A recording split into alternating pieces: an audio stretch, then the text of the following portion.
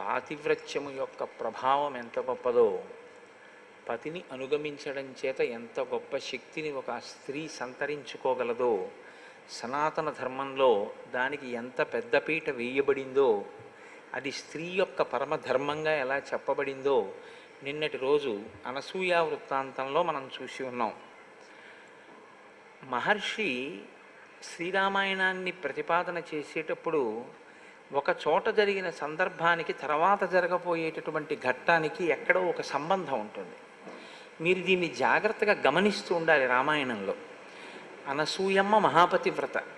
మహాపతివ్రత అయినటువంటి అనసూయమ్మ ఎవరిని మెచ్చుకుని ప్రత్యేకమైనటువంటి కానుకలనిచ్చింది? సీతమ్మని మెచ్చుకుని కానుకలు ఇచ్చింది. దేనికి ఇచ్చింది కానుకలు అంటే, సీతమ్మ తల్లి కూడా మహాపతివ్రత కనుక. సీతమ్మ తల్లి మహాపతివ్రత అని అనడమేనా, దానికి ఏమైనా కారణం చూపించిందా? చూపించింది. ఏమిటి చూపించింది? ఇంత సంపదని, ఇంతమంది పరిజనాన్ని, జ్ఞాతులను ఇందరినీ విడిచిపెట్టి నీవు నీ భర్తని అనుగమించి అరణ్యానికి వచ్చావు. ఇంతకన్నా గొప్ప ధర్మం ఏముంటుంది? అందుచేత నీ పాతివ్రత్యానికి నేను వెచ్చుకున్నాను, నువ్వు వరం కోరుకో అంది. కనుక సీతమ్మ తల్లి కూడా మహాపతివ్రత. మహాపతివ్రత అయినటువంటి సీతమ్మ తల్లి అరణ్యానికి రావడం అనేటటువంటి సందర్భం కేవలం రాముణ్ణి సేవించి మళ్ళీ తిరిగి వెళ్ళిపోవడానికి మాత్రమే ఉపకరిస్తుంది అని మనం అనుకుంటే, శ్రీరామాయణంలో అది ప్రయోజనము అని మీరు చెప్పడం కుదరదు. ఎందుకంటే అయోనిజగా ఆమె ఆవిర్భవించింది. ఆమె అలా ఆవిర్భవించడం వెనక కారణం ఏమిటో ఆవిడికి తెలుసు. నేను ఇలా వస్తే తప్ప అవతార ప్రయోజనం నెరవేరదు, కాబట్టి నేను ఇలా రావాలి, అందుకే వచ్చింది ఆవిడ. కాబట్టి ఇప్పుడు ఆవిడ అరణ్యానికి వెడితే అవతార ప్రయోజనం నెరవేరడానికి ప్రధాన కారణం ఏమై ఉండాలి?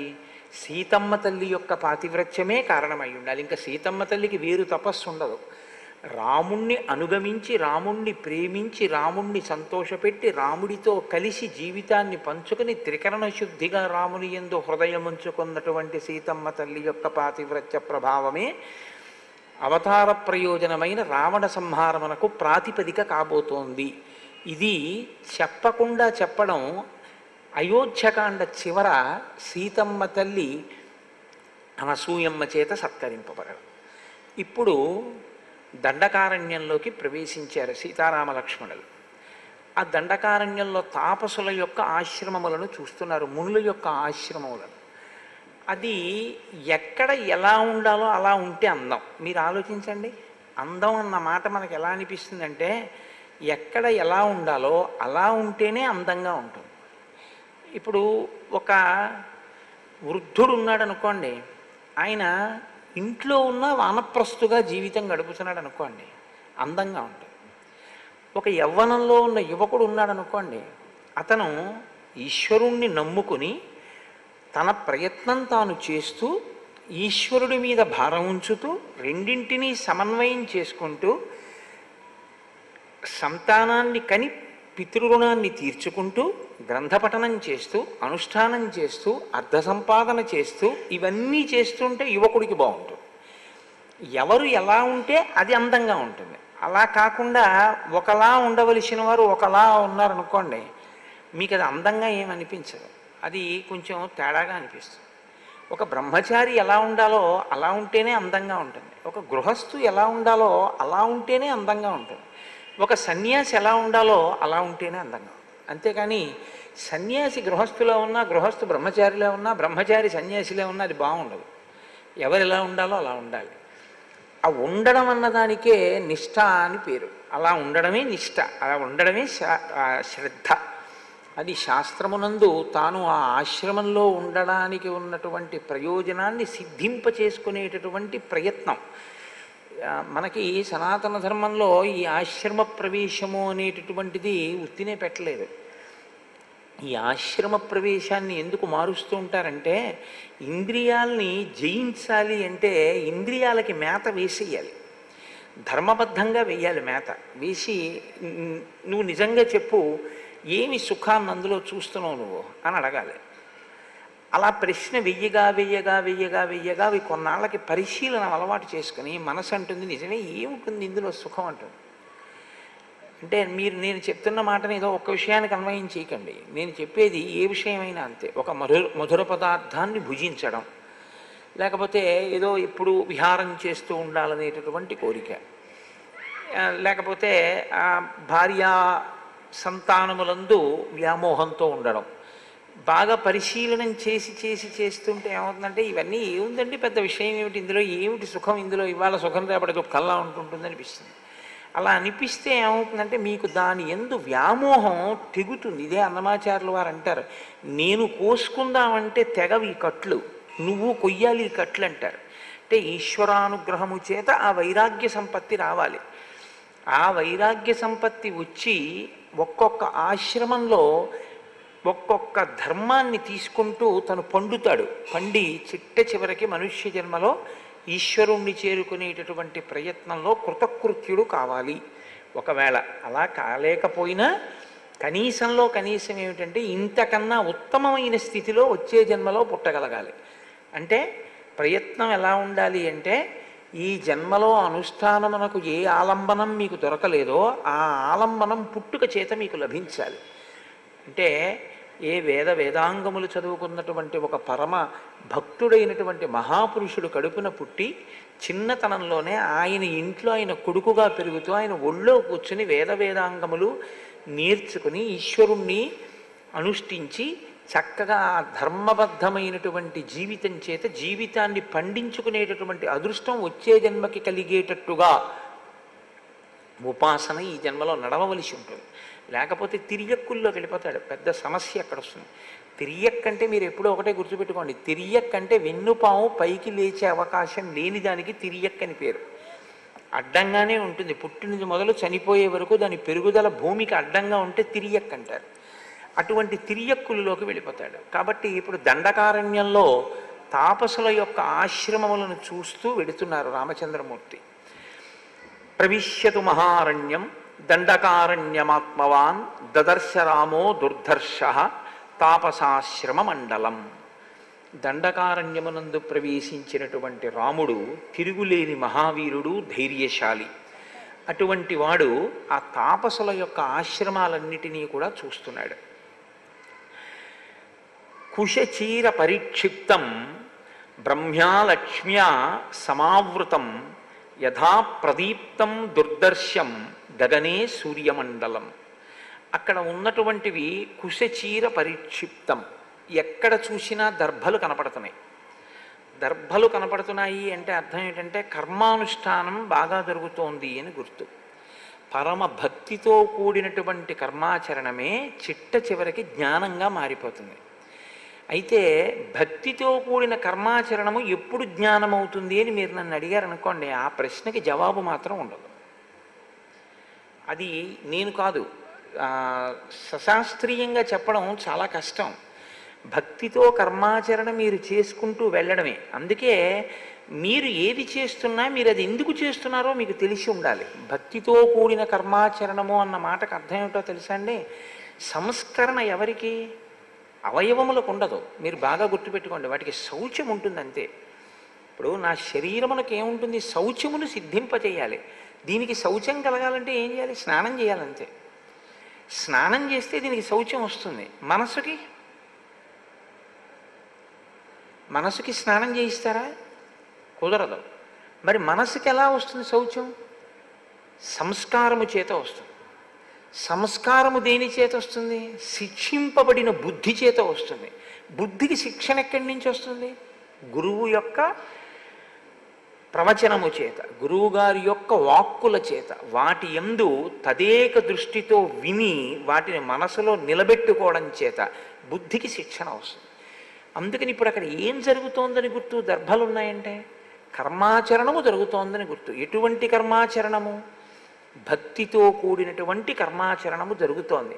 వేదమును ప్రమాణంగా తీసుకుని, శాస్త్రాన్ని ప్రమాణంగా తీసుకుని దర్భ అనేటటువంటిది వాడకుండా ఏదీ సాధ్యం కాదు. శౌచము కలిగి చక్కగా ఆసన సిద్ధి కలగాలంటే ఓ దర్భాసనం వేసి కూర్చుంటారు. కూర్చోవడం దగ్గర నుంచే దర్భాసనం. కాబట్టి ఆ దర్భాసనం, ఆ దర్భ ఉంగరం వేలుగు పెట్టుకొని, వాళ్ళ అడవిలో ఉన్నప్పుడు వాళ్ళేం బంగారపు ఉంగరాలు అవి పెట్టుకునే అవకాశాలు ఏమి ఉండవు. కాబట్టి ఓ పవిత్రం అంటే దర్భని ముడి వేసుకుని వేలుగు పెట్టుకుంటారు. ఏది చేసినా దర్భలతో చేయబడినటువంటి కూర్చె పట్టుకుంటారు. ఆ కూర్చె పట్టుకుంటే అది పరమ పవిత్రం. ఆ కూర్చెతో పట్టుకుని ఆ కూర్చెతో ఏ పనైనా చేస్తే, కాబట్టి అక్కడ అన్ని దర్భలు ఉన్నాయి. బ్రహ్మ్యా లక్ష్మ్యా సమావృతం. అక్కడ ఉండేటటువంటి మనుష్యులు బ్రహ్మతేజస్సు చేత విరాజిల్లుచున్నారు.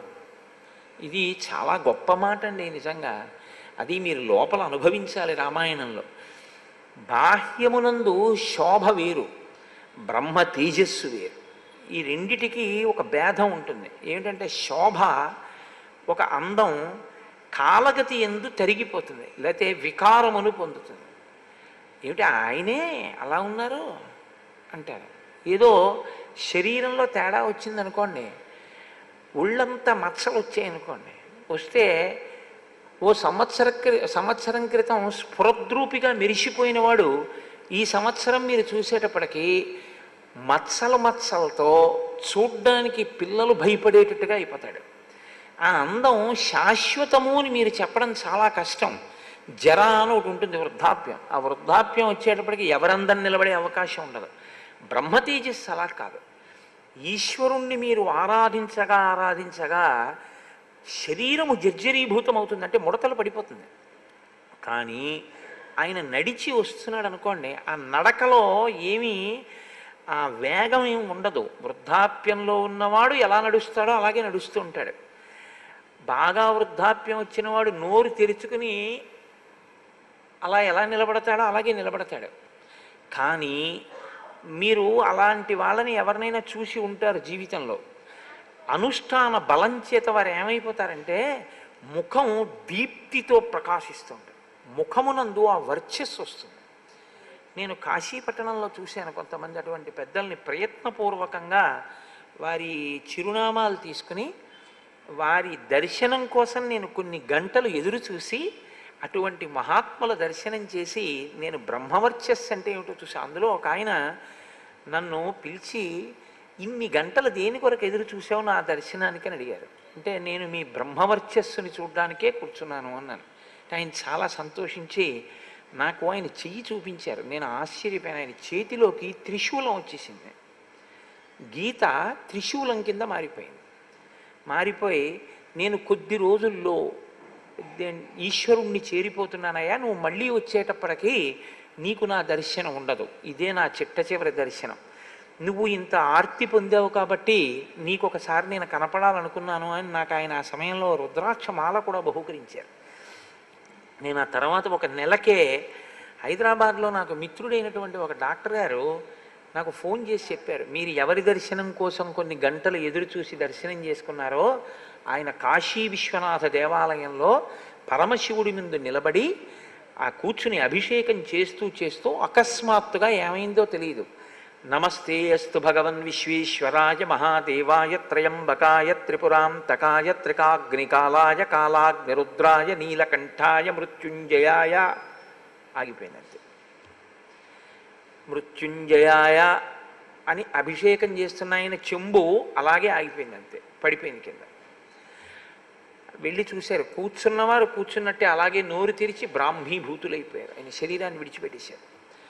అలా అది వయస్సుతో పోయేటటువంటి శోభ కాదు, నిరంతరం ఈశ్వరుణ్ణే తిప్పి మనసులో ఎప్పుడూ ఈశ్వరుడు గురించి తపించినటువంటి వాళ్ళ యొక్క ముఖమునందు ఆ బ్రహ్మ తేజస్సు వస్తుంది. అది ఒక్కొక్క చోట వయస్సుతో కూడా సంబంధం ఉండదు. వాళ్ళ యొక్క స్థితి శుకబ్రహ్మ పొందలేదా, కాబట్టి ఒక్కొక్కరికి చిన్న వయస్సులోనే వచ్చేస్తుంది. ప్రహ్లాదాదులకు పసితనం నుంచి భక్తి అలవడడం ఈశ్వరుని యొక్క అనుగ్రహం. కాబట్టి అటువంటి స్థితిని పొందినటువంటి బ్రహ్మ తేజస్సు కలిగిన వారు ఉన్నారు. అది ఎలా ఉందిట ఆ తాపసాశ్రమ మండలం, మధ్యాహ్నకాలమునందు ఆకాశం ఎలా ఉంటుందో దుర్నిరీక్ష్యంగా వాళ్ళని ఇలా పట్టి చూడడం కూడా కష్టంగా ఉందిట, అంత బ్రహ్మ తేజస్సుతో వెలుగొందుతున్నారు. అలా ఉంటే ఆ అందం ఉంటే అవి తాపసుల యొక్క ఆశ్రమాలు. అలా ఉండాలి ఆశ్రమాలంటే.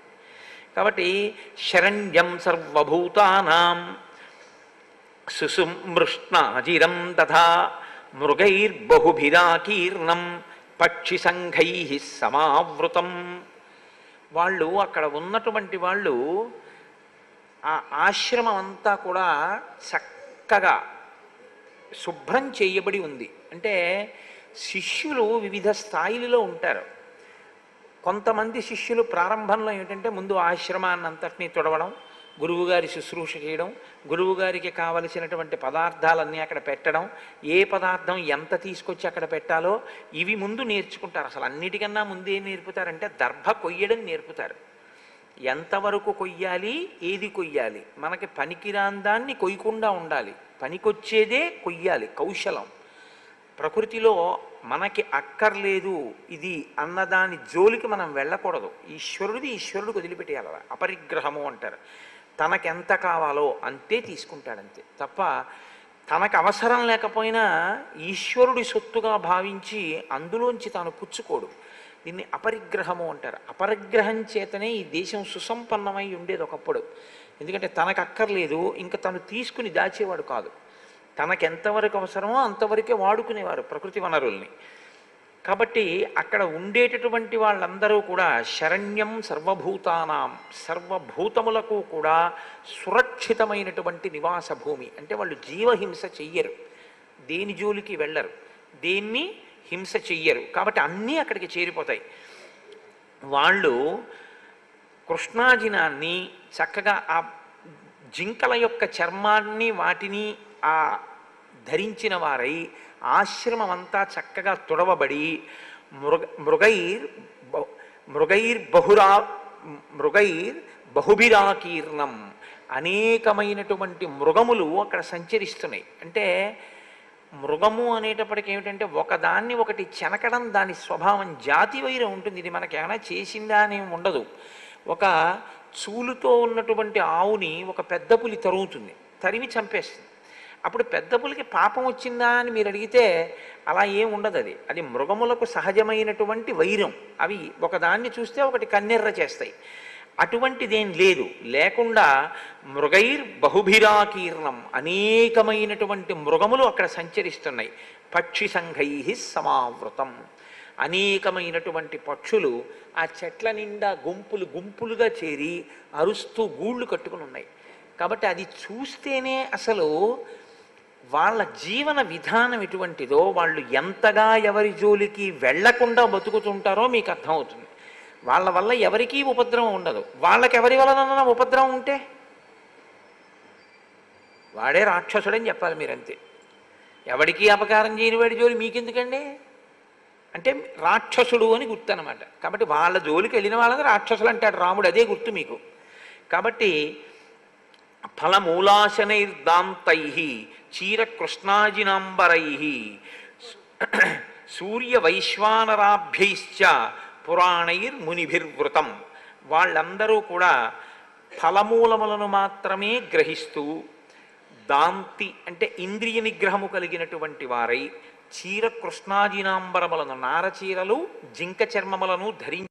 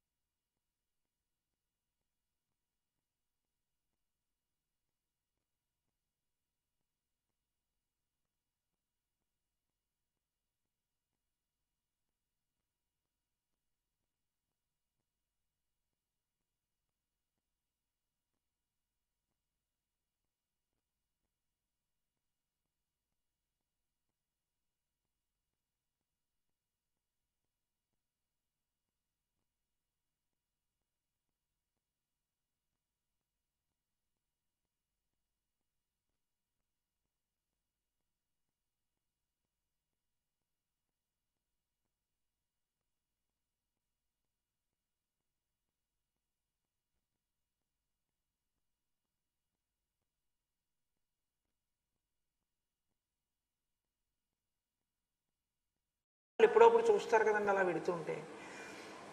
మామూలుగా ఎవరో వెళ్ళిపోతున్నారని చూడడం వేరు, ఒకవేళ వాళ్ళు ఆశ్చర్యపోయి చూస్తే యువతల వాళ్ళ తేజస్సు వేరు. అంత తేజస్సు ఉన్నవారు కూడా వీళ్ళని చూసి అయ్య బాబోయ్ అన్నారనుకోండి, ఇప్పుడు మీరు అనవలసి ఉంటుందంటే ఆ మునుల యొక్క తేజస్సుని మించిపోయిన తేజస్సు సీతారామ లక్ష్మణుల యందు ఉంది అని మీరు అనవలసి ఉంటుంది కదా. ఇది చెప్పడం మహర్షి యొక్క గొప్పతనం. కాబట్టి ఇప్పుడు ఆయన అంటున్నారు, సదృష్ట్వా రాఘవ శ్రీమాన్ తాపసాశ్రయ మండలం అభ్యగచ్చన్ మహాతేజ విద్యం కృత్వా మహద్ధను. కళ్యాణగుణ సంపన్నుడైనటువంటి ఆ రామచంద్రమూర్తి సీతాలక్ష్మణులతో కలిసి తాపసాశ్రమ మండలం మీదుగా వస్తుంటే అక్కడ ఉన్న వాళ్ళందరూ కూడా ఒక్కసారి ఆ ముగ్గురిని చూశారు. రూపసంహవనం లక్ష్మీం సౌకుమార్యం సువేషతాం దదృశుర్ విస్మితాకార రామస్య వనవాసినః.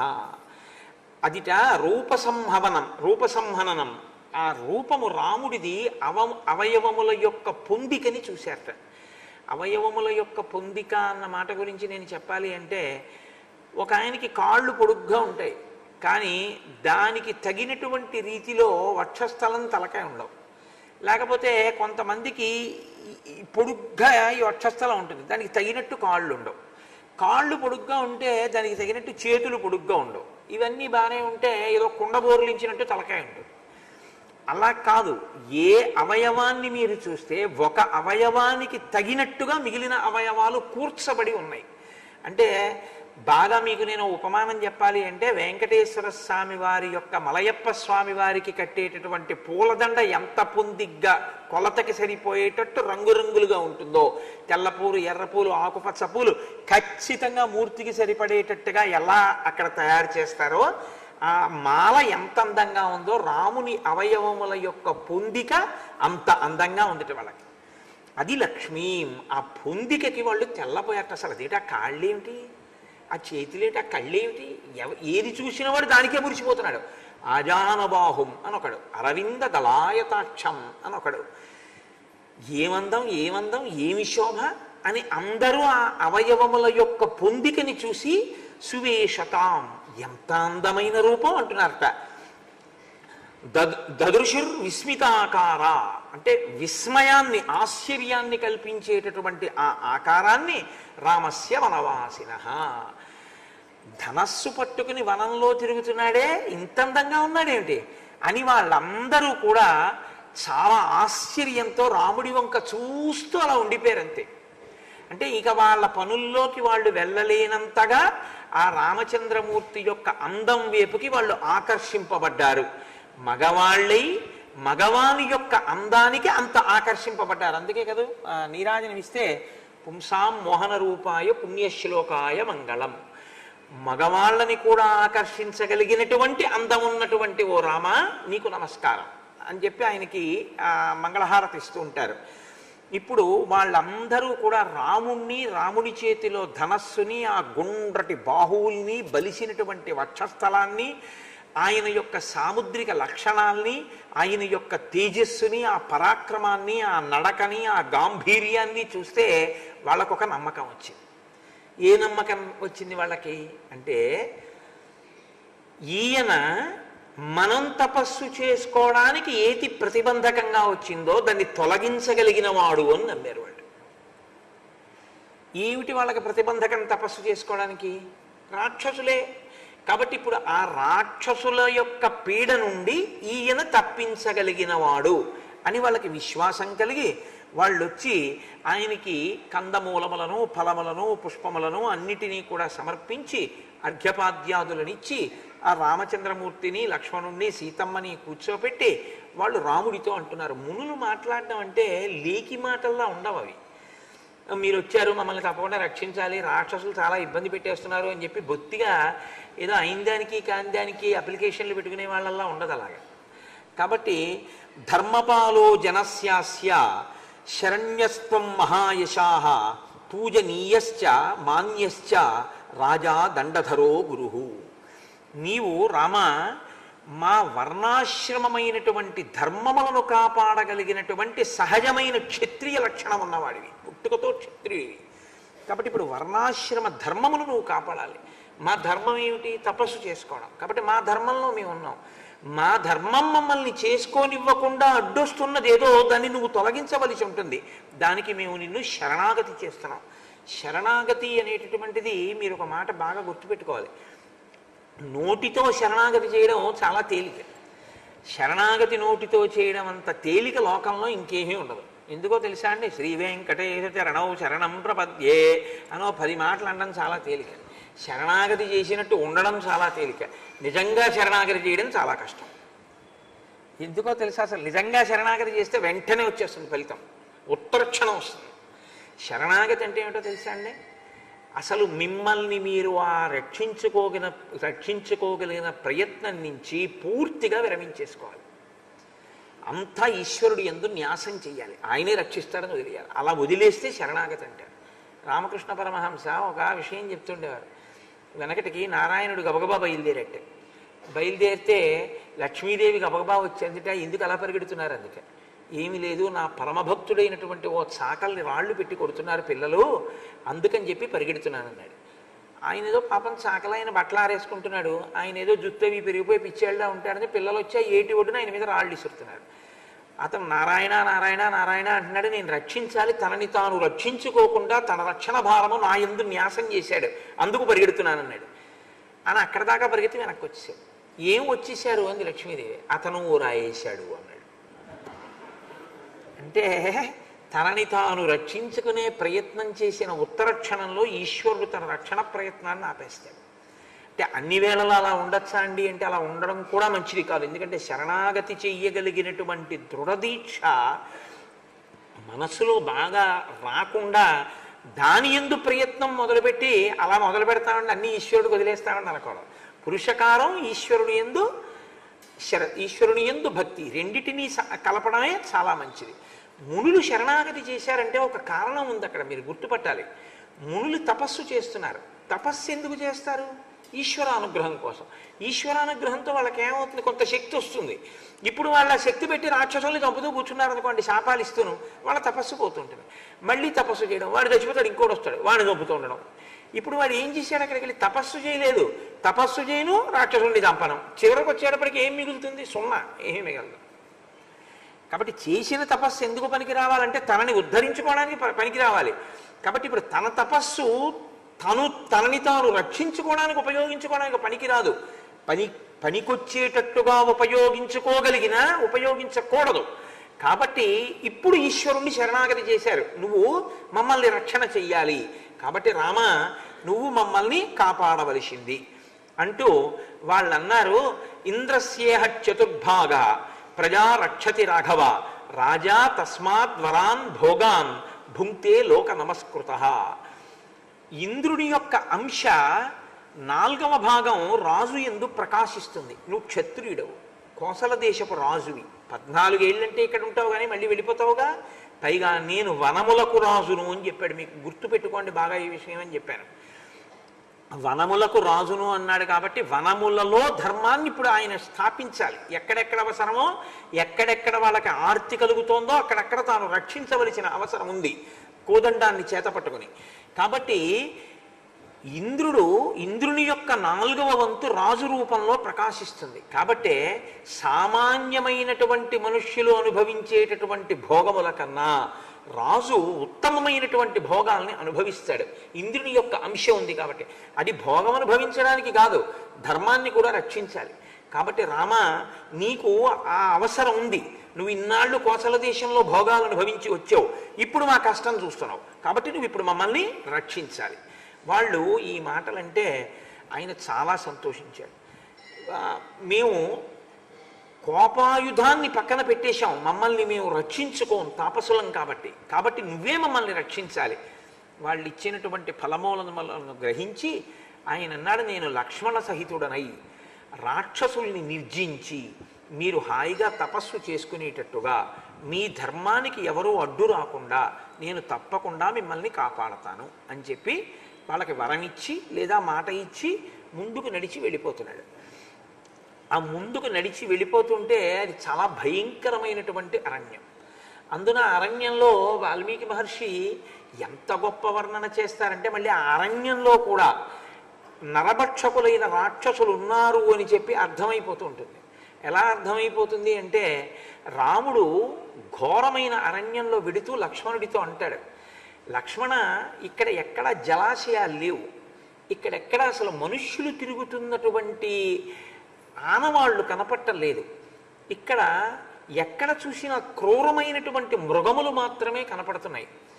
సరికదా ఏదో పరిస్థితిని గమనిస్తే ఈ పెరిగినటువంటి చెట్లు ఈ వాతావరణం గమనిస్తుంటే ఇటువైపుకి అసలు ఎవరు రారు అని అనిపిస్తోంది. కాబట్టి మనం చాలా జాగ్రత్తగా ఉండాలి, కోదండాన్ని గట్టిగా పట్టుకుని అడుగులు వెయ్యాలి. అటువంటి పరిస్థితి కనపడుతోంది అంటాడు రాముడు. ఇప్పుడు అక్కడ అకస్మాత్తుగా ఒక రాక్షసుడు వాళ్ళకి కనపడ్డాడు. ఆయన అవయవముల యొక్క పొందిక లేనివాడు, కడుపు ఎత్తుపల్లాలుగా ఉంది, భయంకరమైనటువంటి ముఖం, చాలా పెద్ద పెద్ద కళ్ళు, పెద్ద ఒక నుయ్యి ఓ దిగుడుబాలు ఎలా ఉంటుందో అటువంటి నోరు, ఒంటి మీద చంపేసినటువంటి పులి యొక్క చర్మాన్ని బలవంతంగా పీకేసి దాన్ని ఒంటి మీద ఆచ్ఛాదనగా పడేసుకున్నాడు. మీద పడేసుకుంటే దాంట్లోంచి నెత్తురు కారి శరీరం నుంచి కిందకి ఒలుకుతోంది. మాంసపు ముక్కలు ఒంటి నిండా ఉన్నాయి. అతను ఒక పెద్ద ఇనప శూలాన్ని చేత్తో పట్టుకుని ఉన్నాడు. అంటే అతని రూపమే అంత ఘోరంగా ఉంది. అంటే ఒక మోస్తరు వాళ్ళు అయితే చచ్చిపోతారు అసలు ఆయన్ని చూస్తేనే. ఆ శూలానికి గుచ్చుకున్నాడు సిద్ధంగా తినడం కోసం. అంటే ఏవో బిస్కెట్ల ప్యాకెట్ బ్యాగ్లో పడేసుకున్నట్టు రైల్లో వెళ్తున్నప్పుడు. అంటే అతను ఆహారం కోసం బయలుదేరే లోపల ఆహారాన్ని వెతుక్కుని అతనికి కావలసినవి సంభారములను సమకూర్చుకుని తినే లోపల ఈలోగా తినవలసి వస్తే బొత్తిగా ఏమీ లేకుండా కాలక్షేప బఠానీ అని రైల్లో అమ్ముతారు చూడండి, ఏదో ఇన్ని బఠానీలు అమ్మితే ఆ తుక్కంతా అక్కడ పోసేసేయండి, అది తింటూ ఉండడం, వేరుశనక్కాయలు తొక్కలన్నీ అక్కడ వేసేయడం, 4 గింజలు తినేసి స్టేషన్లో దిగిపోవడం. ఆ తర్వాత ఎవడో వచ్చి తుడుస్తూ ఉంటాడు, లేకపోతే లాంగ్ జర్నీ చేసి అందులో ఉన్నవాడు ఎవడో వాడి ప్రారంభం. అలా వాడు ఏమిటంటే శూలానికి గుచ్చుకుని బయలుదేరాడు. 3 సింహాన్ చతురో వ్యాఘ్రాన్ 2 వృకౌ వృషతాన్ 10 సవిషాణం వసాదిగ్ధం గజస్య చ శిరోమహత్ అవసజ్యాయసే శూలే వినదంతం మహాస్వనం. పెద్ద కేకలు వేస్తున్నాడు, అరుచుకుంటూ వీళ్ళని చూడగానే లేచి నిలబడ్డాడు. ఆ శూలానికి ఏం గుచ్చుకున్నట్ట, పెద్ద ఎక్కువేం కాదు, 3 సింహాన్, ఒక 3 సింహాల్ని గుచ్చాడు దానికి. చతురో వ్యాఘ్రాన్, ఒక 4 పెద్ద పులులు గుచ్చుకున్నాడు. 2 వృకౌ, 2 తోడేళ్లు గుచ్చాడు. వృషతాన్ 10, చుక్కల లేళ్లు ఒక 10 గుచ్చుకున్నాడు. సవిషాణం వసాదిగ్ధం గజస్య చ శిరోమహత్, దంతములు విరిగిపోయినటువంటి ఒక ఏనుగు యొక్క తలకాయతో సహా దానికి గుచ్చుకున్నాడు. ఇప్పుడు పెద్ద కేకలేస్తూ ఆ శూలం పట్టుకుని వస్తున్నాడు. అంటే దీంట్లో ఉన్నవి ఏదో మొక్కజొన్న పొత్తు తిన్నట్టు గింజలు ఇలా ఇలా అంటూను ఒక్కొక్కటి తీసి నోట్లో పడేసుకుంటూ తిరుగుతూ ఉంటాడనమాట అక్కడ. అంటే మా చిన్నతనంలో ఒక ఆయన ఉండేవాడు. ఆయన పొద్దున్నే ఎండుటాకులు ఏరడానికి ఒక చిత్రమైన పని ఉండేదానికి, ఒక పెద్ద శూలం లాంటిది ఒకటి ఉండేది, అది పట్టుకుని ఇలా గుచ్చుకుంటూ తిరుగుతుండేవాడు ఆయన ఇంట్లో. అదే పని ఆయనకు, వాకింగు ఎండుటాకులు గుచ్చుకుని తీసేస్తూ ఉండడం అదే పని ఆయనకి. అలా వీడేమిటంటే కనపడ్డ వాటిని అలా గుచ్చెత్తేస్తుంటాడులా ఉంది, సింహాలని వాటిని. అంటే అంత బలాఢ్యుడు ఆ రాక్షసుడు. ఆయన కనపడ్డాడు. కనపడుతూనే ఆకలి ఎక్కువ, ఆహారం తినడం ఎక్కువ, వికృతమైన రూపం. వాడికి సీతమ్మ కావలసి వచ్చింది. వాడు ఏం చేశాడంటే వీళ్ళిద్దరినీ వదిలేసి సీతమ్మని పట్టుకుని అమాంతం తీసుకుని ఒళ్ళో కూర్చోబెట్టుకుని ఆ వచ్చినటువంటి రామలక్ష్మణుల వంక చూసి అన్నాడు, అధర్మచారిణో పాపౌకౌ, మీరు అధర్మం కలిగినటువంటి వాళ్ళు, పాపమైనటువంటి జీవితం ఉన్నవాళ్ళు, మునివేషాలు కట్టుకుని భార్యతో ఎందుకు తిరుగుతున్నారు? అందుకే మీ భార్యని నేను తీసేసుకున్నాను, ఈమెని నేను భార్యగా ఉంచుకుంటాను ఇక నుంచి. కాబట్టి మీరు ఈ ప్రాంతాన్ని విడిచిపెట్టి వెళ్ళిపోండి. అహంవనమిదం దుర్గం విరాధో నామ రాక్షస చలామి సాయుధో నిత్యం ఋషిమాంసాని భక్షయం. నన్ను విరాధుడు అంటారు. నేను ఈ దుర్గమమైనటువంటి అరణ్యంలో తిరుగుతూ ఉంటాను. నేను ఋషుల మాంసం తినడం అనేటటువంటిది నాకు చాలా ఇష్టమైన పని. ఋషులు ఏం చేశారు? లోకంలోనండి ఇది ఒక చాలా గమ్మత్తైన విషయం. మీరు చూడండి, కొంచెం మీరు జాగ్రత్తగా పరిశీలన చేయండి. శాకాహారము మాంసాహారము అని రెండు ఉంటాయిగా. దాని గురించి నేను పెద్ద వర్ణన ఏం చేయక్కర్లేదు. కాయగూరలు పళ్ళు ఆకులు తింటే శాకాహారం. సరే, మాంసాహారం మీకు నేను దాని గురించి పెద్ద ఉపన్యాసాలు ఏం చెప్పక్కర్లేదు. మాంసాహారము తినేటటువంటివి కూడా ఎప్పుడూ శాకాహారం తిననివి కూడా అలాంటి మాంసాహారులు ఎక్కువ శాకాహారమే తింటూ మాంసం తినని వాటి మాంసాన్ని ఇష్టపడతాయి. మీరు చూడండి, అదో విచిత్రం లోకంలో. ఒక మాంసాహారి ఉంది, అది మాంసం తప్ప ఎప్పుడు శాకాహారం తిందు. ఓ పెద్ద పులి ఉందనుకోండి, పెద్ద పులి ఎప్పుడైనా వంకాయలు వేస్తే తింటుందేంటి, అయితే తోటకూరాకులు వేస్తే తింటుందా? అది ఎప్పుడు తిందు. యాపిల్ పళ్ళు బత్తాయి పళ్ళు అలాంటివి దానికి ఏం అక్కర్లేదు. దానికి ఎప్పుడూ మాంసమే కావాలి. మళ్ళీ మాంసం తినడంలో కూడా గమ్మత్తు ఏమిటో తెలుసా అండి? సింహం కానీ పులి కానీ ఇవి ఎప్పుడు ఏ మాంసం తినడానికి ఇష్టపడతాయో తెలుసా? లేళ్ళు, జింకలు, దుప్పులు, ఏనుగు వీటి మాంసం తింటాయి. అసలు మాంసం ఎప్పుడూ తినని శాకాహారులు ఉంటాయి చూసావా, వాటి మాంసం ఒక్కటే తినే వాటికి రుచిగా ఉంటుంది. అసలు ఆ శాకాహారానికి ఉన్న గమ్మత్తు అది లోకంలో. అందుకని ఆ శాకాహారం తిని ఒళ్ళు చేసే ప్రాణుల్లో, మాంసాహారం తిని ఒళ్ళు చేసే ప్రాణుల్లో మీరు లెక్క వేసి చూస్తే శాకాహారం వల్ల బలం పొందినంత, శరీరం పొందినంత మాంసాహారం వల్ల ప్రాణులు పొందవు. సింహం ఉందండి, మాంసమే తింటుంది పుట్టినప్పటి నుంచి చచ్చిపోయే వరకు. ఏనుగంత ఎప్పుడన్నా అవుతుందా? ఎప్పుడు అవ్వదు. ఏనుగంత ఉన్నాడంటారు. ఏనుగు జీవితంలో ఎప్పుడూ ఓ గుడ్డు కూడా తింటాం. కానీ ఏనుగే అంతెత్తుంటుంది. శాకాహారం తిన్న ప్రాణి అంతెత్తుంటుంది. శాకాహారం తిన్న ప్రాణులు బుద్ధిబలంతో ఉంటాయి. మీకు అదో విచిత్రం. ఒక కుందేలు కానీ, ఒక ఏనుగు కానీ, ఒక లేడీ కానీ వీటికి లలిత కళల మీద కూడా వ్యామోహం ఉంటుంది. పాటలు అవి వింటాయి బాగా. అందుకే వేటగాడు పాట పాడితే జింకొస్తుంది. అది శాకాహారంలో ఈశ్వరుడు ఎక్కడో ఆ లక్షణాన్ని నిక్షేపించాడు. అంటే నేను మాంసాహారాన్ని నిరుత్సాహపరుస్తూ నేను ఏదో పక్షపాతంతో మాట్లాడడం నా ఉద్దేశ్యం కాదు. ఒక సత్యాన్ని ఆవిష్కరించడం వరకు మాత్రమే నా ప్రయోజనం. కాబట్టి ఇప్పుడు విరాధుడు అన్నాడు, నేను ఋషుల మాంసం తింటాను అన్నాడు. ఋషుల మాంసం తినడం ఎందుకు? అదేమిటి, పులులు సింహాలు అన్ని ఊచక పెట్టుకున్నాడుగా. అంటే వాడు ప్రత్యేకం వేటి కోసం పెడతాడంటే, ఇవన్నీ ఏముంది తిరుగుతుంటే ఇలా గుచ్చెత్తుకు తింటాను, అక్కడికి వెళ్ళి మరీ తింటాను వాళ్ళని. ఎందుకో తెలుసా? వాళ్ళు కందమూలాలే తింటారు. అందుకని ఏనుగు మాంసం సింహానికి ఇష్టమైనట్టు, జింక మాంసం పెద్ద పులికి ఇష్టమైనట్టు ఋషుల మాంసం నాకు ఇష్టం. ఇది లోకంలో ఒక చిత్రమైన పోకడ. మీరు సృష్టిని కొద్దిగా గమనిస్తే ఇలాంటి చమత్కారాలు మీకు చాలా కనపడతాయండి, చాలా కనపడతాయి. వీటన్నింటికన్నా చమత్కారం ఎక్కడ పెట్టాడో తెలుసా అండి ఈశ్వరుడు? వీటన్నిటికీ కొన్ని శక్తులు ఇచ్చాడు. అన్ని శక్తుల్ని మనిషి ఒకడే వాడుకుంటాడు. ఒక గొర్రె ఉందనుకోండి, మీరు ఎంత చల్లోకి తీసుకెళ్ళి వదిలేయండి, దానికి ఏం రొజాయి మీరు ఇవ్వక్కర్లేదు, దాని ఒంటికే రొజాయి ఉంటుంది, పెద్ద ఉన్నితో ఉంటుంది. మనిషి ఏం చేస్తాడో తెలుసా? ఆ గొర్రె మాంసం తినేసి దాని చర్మం ఒలిచేసి ఓ కోటు కుట్టించుకొని చల్లు తిరిగేస్తాడు. ఓ యజ్ఞమో యాగమో చేసుకుంటున్నాడు అనుకోండి, ఓ లేడి చర్మం విప్పేసి దాన్ని ఒంటికి కట్టుకుని యజ్ఞమో యాగమో చేసుకుంటాడు. ఓ ఏనుగు దంతం ఉందనుకోండి, బొమ్మ చేసుకుని ఊట్లో పెట్టుకుంటాడు. ఓ సింహం తాలూకా గోరు ఉందనుకోండి, దృష్టి తగలకుండా దాన్ని తీసుకొచ్చి మెడలో వేసుకుంటాడు. సృష్టిలో దేనికి ఎంత శక్తి ఇచ్చాడో అన్ని శక్తుల్ని మనిషి తెచ్చి వాడుకుంటూ ఉంటాడు. అన్ని ప్రాణుల మీద బుద్ధితో మనిషి గెలిచి తెచ్చుకుని ఆ సౌకర్యాలన్నీ మనిషి ఒక్కడే వాడుకుంటూ ఉంటాడు. ఒక్కొక్క దానికి ఒక్కొక్క శక్తినిస్తే అన్ని శక్తుల్ని వాడుకునేవాడు మనిషి ఒక్కడే సృష్టిలో. మీరు చూడండి ఎలా వాడుకుంటాడంటే వాడి బుద్ధిబలం అటువంటిది. ఓ సముద్రం ఉందండి, అందులో ఉంది ఓ చేప, ఓ పెద్ద చేప సముద్ర మధ్యంలో పడుకుంది. దాని జన్మాంతరంలో అది అందులోనే చచ్చిపోతుంది తప్ప అది ఎప్పుడూ ఒడ్డుకు రాదు. మీరు మనిషిని తీసుకెళ్ళి సముద్ర మధ్యంలో పారాయండి, చచ్చి ఊరుకుంటాడు. కానీ వాడు ఓడ తయారు చేసుకుని చేపని చంపే కత్తి ఓడ కింద పెట్టి చేపని కోసుకుంటూ ఓడలో హాయిగా నిద్రపోతూ వాడు తన గమ్యస్థానానికి వెళ్ళిపోతాడు. సముద్రం నుంచి, భూమి మీద, సముద్రంలో, ఆకాశంలో అన్ని చోట్ల తిరుగుతూ అన్నిటికీ ఈశ్వరుడిచ్చిన సుఖాల్ని మనిషి అనుభవిస్తూ ఉంటాడు. ఇన్ని గలగడానికి ఉపయోగించుకునే ప్రజ్ఞ ఈశ్వరుణ్ణి చేరడానికి కూడా ఉపయోగించుకోవాలి.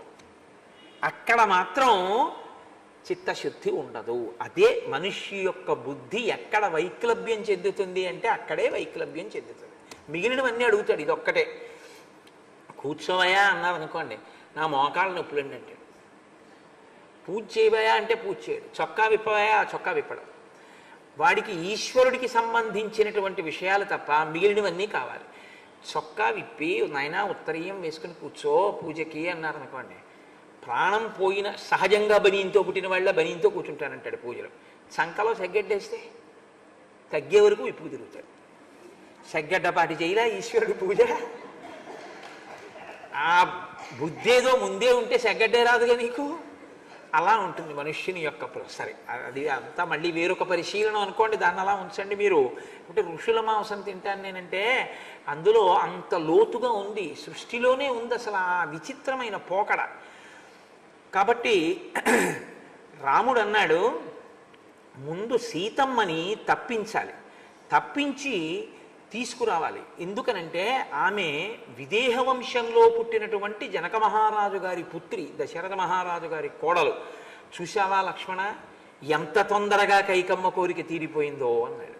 బాధొచ్చినప్పుడు ఎంతటి నరుడైనా అలా అనకపోతే నరుడెలా అవుతాడండి? రాముడి కథ నరుడి కథ అని నేను అన్నప్పుడు ఎంత తొందరగా కైకమ్మ మనసు తీరిందో అంటే రాజ్యం అకంటకం కావడానికి కదా అడవికి పంపింది.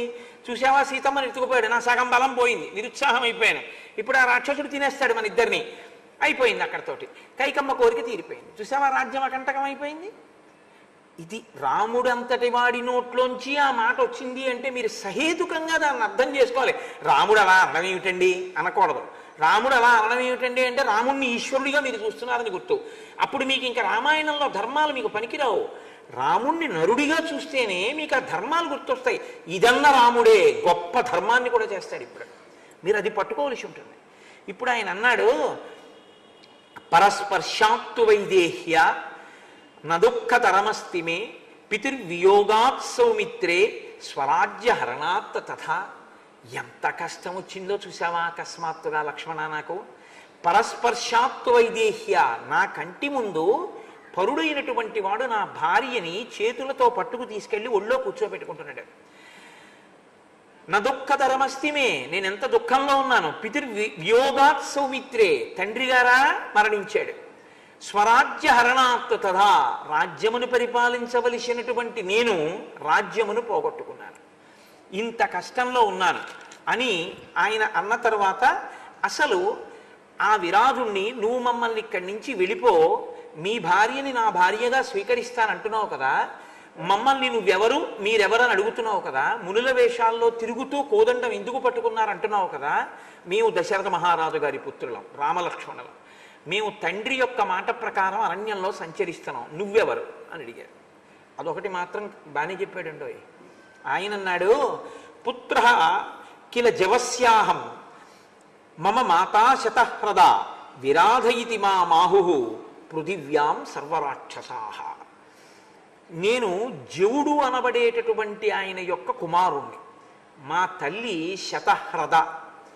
నేను ఈ అరణ్యంలో తిరుగుతూ అన్నిటినీ తింటూ ఉంటాను. నన్ను విరాధుడు అని వీళ్ళందరూ పిలుస్తూ ఉంటారు. అంటే ఆయన పేరు ఆయన పెట్టుకున్నాడో ఏమో, మిగిలిన వాళ్ళు మాత్రం ఆయన్ని విరాధుడు విరాధుడు అని పిలుస్తూ ఉంటారు అని చెప్పుకున్నాడు. చెప్పుకుని ఆయన సీతమ్మని తీసుకుని వెళ్ళిపోయేటటువంటి ప్రయత్నంలో ఉండగా రామలక్ష్మణులు వార్చకూడదని అగ్నిశిఖల వంటి బాణములను ప్రయోగం చేస్తే ఆయన ఒక పెద్ద ఆవులింత ఆవలించేట. ఆవలించేటప్పటికి ఆ ఒంట్లోకి వెళ్ళిన బాణాలన్నీ కింద పడిపోయాయి అన్నారు. అంటే అంత బలాఢ్యుడు. సరే, అయితే మాత్రం విడిచిపెడతారా? అనేకమైనటువంటి బాణములను ప్రయోగం చేసి అతన్ని దుఃఖపెట్టారు. దుఃఖపెట్టి ఆ కష్టపెడుతున్నటువంటి రాముణ్ణి ప్రత్యేకంగా సంహరించాలని తన చేతిలో ఉన్న శూలాన్ని పట్టుకుని పరుగు పరుగున వచ్చి ఆ శూలం పెట్టి కొట్టబోయాడు రాముణ్ణి. రాముడు వెంటనే తీవ్రమైన బాణములను ప్రయోగించి గాలిలోనే ఆ శూలాన్ని ముక్క ముక్కల కింద విరిచేశాడు. విరిచేస్తే ఆ విరాధుడికి కోపం వచ్చి సీతమ్మని విడిచిపెట్టి రామలక్ష్మణులు ఇద్దరినీ కూడా రెండు చేతులతోటి పైకెత్తి తన భుజాల మీద కూర్చోబెట్టుకుని అరణ్యంలోకి ఎడుతున్నాడు. సీతమ్మ ఉండిపోయింది, రామలక్ష్మణుల్ని తీసుకెళ్ళిపోతున్నాడు. సహజంగా సీతమ్మ ఆక్రందనం చేసింది, తన భర్తని మరిదిని తీసుకెళ్ళిపోతున్నాడు. అప్పుడు రాముడు ఒక చేతిని తన యొక్క బలాన్ని ఉపయోగించి విరిచేశాడు ఆ విరాధుడికి. లక్ష్మణుడు ఒక బాహువుని ఖండించాడు, ఆయన కింద పడిపోయాడు. వాళ్ళ తమ ఖడ్గముల యొక్క ప్రహారముల చేత అతని శరీరాన్నంతటినీ కూడా ఖేదపడేటట్టు చేశారు. అప్పుడు అతను ఒక మాట అన్నాడు, నేను బ్రహ్మగారి యొక్క వరాన్ని పొందాను తపస్సు చేత, కాబట్టి నన్ను అస్త్రశస్త్రములు ఏవీ కూడా మరణం పొందేటట్టుగా చెయ్యలేవు, నేను దేనికి మరణం పొందను.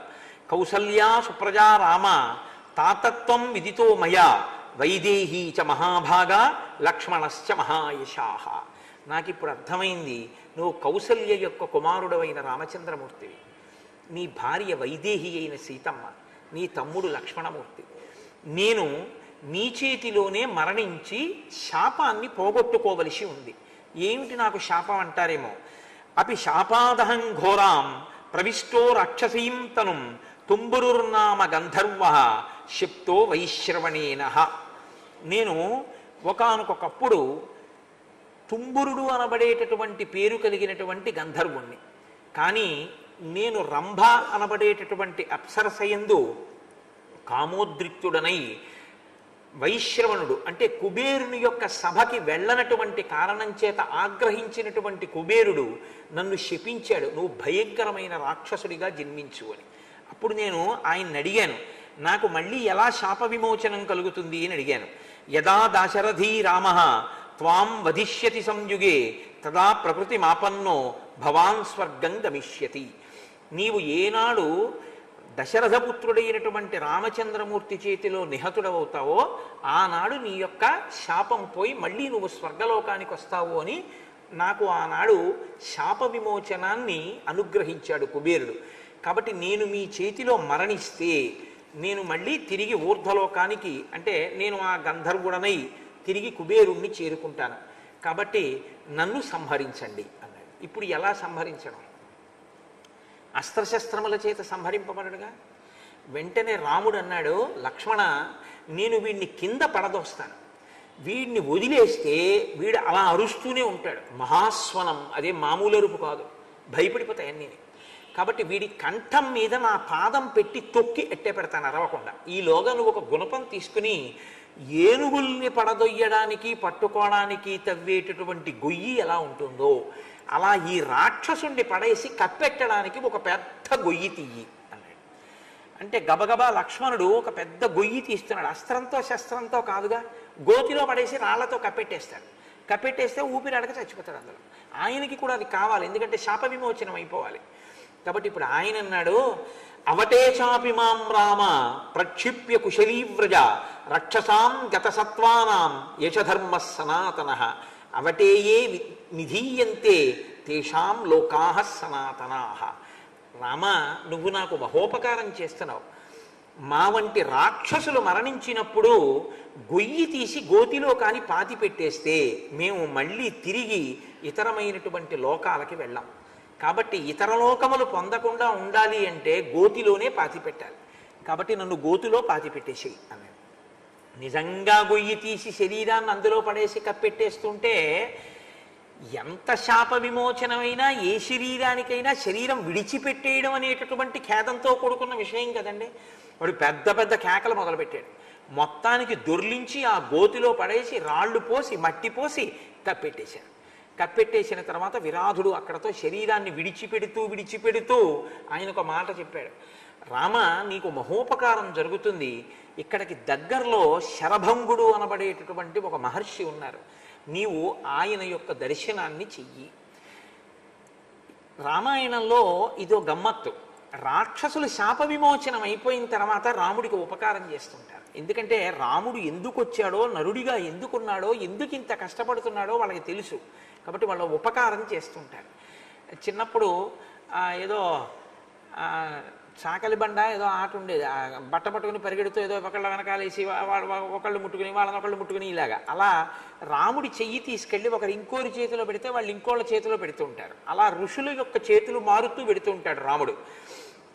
ఇప్పుడు రాముడు, సీతమ్మ, లక్ష్మణమూర్తి కలిసి శరభంగుని యొక్క ఆశ్రమానికి వెళ్ళారు. ఆ ఋషుల యొక్క తేజస్సు, వాళ్ళ యొక్క గొప్పతనం ఎంత గొప్పగా ఉంటుందంటే, ఆశ్రమం శరభంగస్య రాఘవోభిజగామః తస్య దేవ ప్రభావస్య తపసా భావితాత్మనః. ఆ శరభంగ మహర్షి దైవము యొక్క సాక్షాత్కారమును పొందినటువంటి వాడు, దివ్యమైనటువంటి శక్తి సంపన్నుడు. ఆయన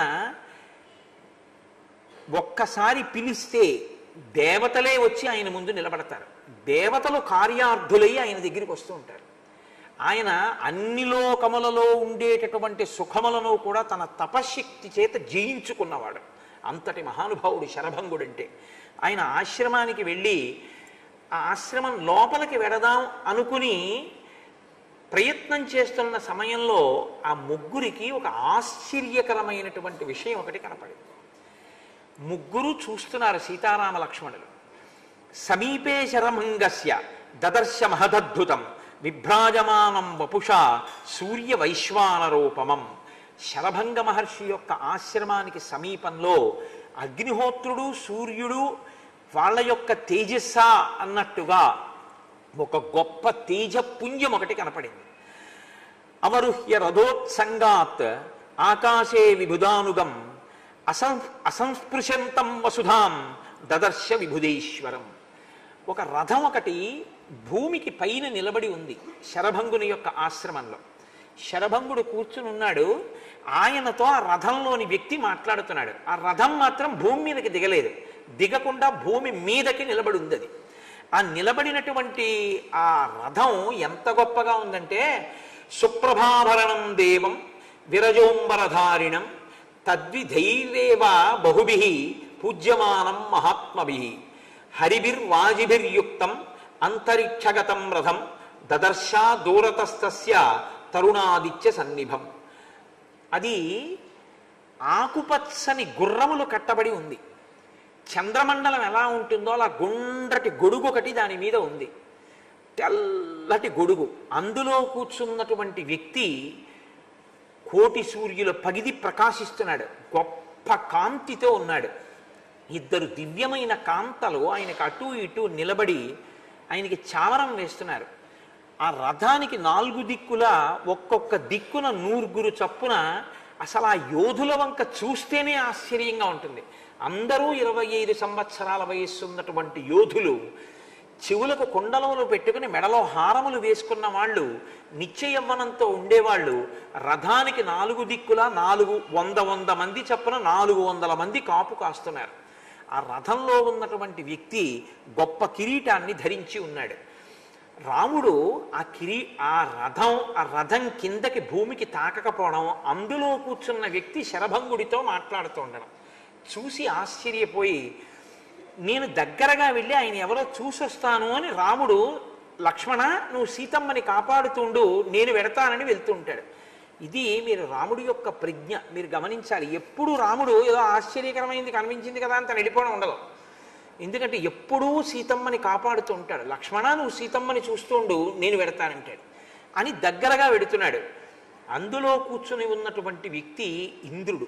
ఆయన శరభంగుడితోటి ఒక కార్యార్థి అయి వచ్చాడు. అంటే ఇంద్రుడు శరభంగుడిని పిలిపించడం కాదు, శరభంగుడితో పనుంటే ఇంద్రుడే వస్తాడు. అంటే అది ఆయన తపశ్శక్తి. ఎటువంటి మహర్షుల యొక్క దర్శనం చేశారో చూడండి రామాయణంలో రామచంద్రమూర్తి. ఇహోపయాత్యసౌ రామో యవాన్మాం నాభిభాషతే నిష్టాం నయతు తావత్తు తతో మాం ద్రష్టుమర్హతి. జితవంతం కృతార్థంచ ద్రష్టా హమ చిరాదిమం కర్మ హ్యనేన కర్తవ్యం మహదన్యైః సుదుష్కురం. నేను కొద్ది కాలం పోయిన తరువాత రాముడితో మాట్లాడతాను. ఎవరు చెప్తున్నారు ఈ మాటలు? రథంలో కూర్చున్నటువంటి ఇంద్రుడి శరభంగుడితో చెప్తున్నాడు. ఎప్పుడు మాట్లాడతాట? జితవంతం కృతార్థంచ ద్రష్టాహమ చిరాదిమం కొద్ది కాలంలోనే నేను ఈ రాముణ్ణి ఆయన అనుకున్నటువంటి కార్యాన్ని పూర్తి చేసుకున్న రాముడితో మాట్లాడతాను. ఆయన పెట్టుకున్నటువంటి పని అంత తేలికైనటువంటి పనేం కాదు. ఆయన కృతార్థుడవడం కోసం ఓ శరభంగ మహర్షి, నీవు ఆయనకి ఎటువంటి సమర్థతని ప్రకాశింపచేయవలసి ఉంటుందో దాన్ని ఆయనకి నువ్వు కల్పించు. ఆ వస్తున్నటువంటి రాముడు నన్ను కాని చూస్తే, నేను రాముణ్ణి చూస్తే మాట్లాడకుండా ఉండడం బాగుండదు. కాబట్టి రాముడు దగ్గరికి వచ్చేటప్పటికే యవన్మాం అభిభాషతే, నేను ఇప్పుడు మాట్లాడకూడదు, కాబట్టి నేను ఇక్కడి నుంచి వెళ్ళిపోవాలి. ఎప్పుడు మాట్లాడతాను? నిష్టాన్నయతు తావత్తు, ఆయన కార్యం ఒకటి పెట్టుకుని ఉన్నాడు, దాన్ని జితవంతం కృతార్థంచ, ఆయన కృతార్థుడై ఆ కార్యాన్ని నెరవేర్చుకున్న తర్వాత తతో మాం ద్రష్టుమర్హతి, అప్పుడు నేను ఆయన్ని చూస్తాను. కాబట్టి నేను ఇప్పుడు గబగబా బయలుదేరిపోతున్నాను. కారణం ఏంటంటే రాముడు వచ్చేస్తున్నాడు శరభంగ మహర్షి అని వెళ్ళిపోయాడు. శరభంగ మహర్షి దగ్గరికి వెళ్ళు అని తుంబురుడు చెప్పడం, తుంబురుడు చెప్తే రాముడు రావడం, రాముడు రాకముందే ఇంద్రుడు రావడం, ఇంద్రుడు వచ్చి శరభంగుడితో మాట్లాడుతూ ఉండడం. అప్పటికి ముందే శరభంగుడు బహుశः ఏం చెప్పి ఉండాలంటే, రావణ సంహారం కోసం రాముడు అరణ్యవాసానికి వచ్చాడు కాబట్టి రామచంద్రమూర్తి ఈ రావణవధ అనబడేటటువంటి కార్యాన్ని నిర్వహించడానికి కావలసినటువంటి సమర్థత మీ తపోముల యొక్క బలములు ఆయనకి ధారపోసి ప్రకాశింపచేయాలి. ఆయన యందు అంత శక్తి నిక్షేపించాలి. ఎందుకంటే రావణ సంహారం అంటే అంత తేలికైన విషయం కాదు. అంత ఉగ్రమైన తపస్సు చేసిన వాడు రావణుడు కూడా. కాబట్టి ఈ మాటలు బహుశः శరభంగుడితో ఇంద్రుడు చెప్పి ఉండాలి. రాముడు వచ్చేస్తున్నాడు కాబట్టి ఇంకా నేను ఉండను అని ఇంద్రుడు అంతర్ధానం అయిపోయాడు. ఆ రథంతో వెళ్ళిపోయాడు. సీతాలక్ష్మణ సహితుడై రాముడు అక్కడికి వెళ్ళాడు. వెళ్ళి తస్య పాదౌచ సంగృహ్య రామ సీతాచ లక్ష్మణ నిషేధు సమనుజ్ఞాత లబ్ధవాసా నిమంత్రితా. సీతాలక్ష్మణ సహితుడైనటువంటి రాముడు ఆ మహర్షి యొక్క పాదములకు నమస్కారం చేసి, నేను ఎక్కడ ఉండాలో, నాకు ఒక ఆశ్రమాన్ని ఎక్కడ నిర్మాణం చేసుకోవాలో నాకు చోటు చూపించవలసింది అని అడిగాడు. నేను ఇక్కడ మీతో ఒక విషయాన్ని ప్రస్తావన చేయవలసి ఉంటుంది. అరణ్యకాండలోనే కాదు, శ్రీరామాయణంలో మీకు అనేక పర్యాయాలు ఏమొస్తుందంటే, ప్రదక్షిణం చేశాడు, నమస్కారం చేశాడు, ఈ రెండు మాటలు అస్తమానం వస్తాయి. మీరు కిష్కింధకాండకి వెళ్ళండి, మిమ్మల్ని వదిలిపెట్టవు. అరణ్యకాండలో మిమ్మల్ని వదలవు, అయోధ్యకాండలో వదలవు, సుందరకాండలో వదలవు, యుద్ధకాండలో వదలవు. ఎప్పుడూ కనపడతాయి ఆ మాటలు. ప్రదక్షిణం, నమస్కారం, ఈ రెండూ కనపడతాయి. అయితే నేను మీతో ఒక విషయాన్ని చెప్పి ముందుకెడితే బాగుంటుంది. మనం నమస్కారం ఒకటి చేస్తూ ఉంటాం లోకంలో. ఈ నమస్కారం చెయ్యడం మంచిదే, నేను ఎప్పుడు కాదన్ను. నమస్కారం చేయడం దోషం అన్న మాట నేను కాదు, ఎవ్వరూ అనలేరు. కానీ నమస్కారం చెయ్యడం మంచిదేనా అంటే, నమస్కారం చేయడం మంచిదే. కానీ నమస్కారం చెయ్యడం వల్ల మీరు ప్రయోజనం పొందాలి అంటే అసలు మీరు నమస్కారం ఎందుకు చేస్తున్నారో మీకు తెలిసి ఉండాలి. అలా తెలియని నమస్కారం మీరు చేస్తే ఏమవుతుందో తెలుసా అండి? ఆయన ఎవరో చేశారని నేను చేయడం అవుతుంది. ఎందుకు ఇలా అన్నావు నమస్కారానికి, ఇలా అనకుండా ఇలా అనకూడదా అని నేను అడిగాను అనుకోండి. ఇలా పెట్టకూడదా నమస్కారం? ఈ రెండు తలములే ఎందుకు కలపాలి, ఇలా కలపకూడదా, ఇలా కలిపి పెట్టకూడదా అని నేను అడిగాను అనుకోండి. మీకు ఆ నమస్కారం యొక్క వైశిష్ట్యం ఏమిటో, దాని ప్రయోజనం ఏమిటో తెలిస్తే ఎందుకు రాముడు అంత నమస్కారం చేస్తుంటాడో మీకు అర్థం అవుతుంది. అక్కడే రాముడు పెద్దల యొక్క అనుగ్రహాన్ని సంపాదిస్తుంటాడు. నమస్కారం అన్నది అనేక రకాలుగా ఉంటుంది. అంజలి అంటారు. అంజలి అంటే దోషిలి ఒగ్గి ఇలా ఉండడం, లేకపోతే ఇలా ఉండడం.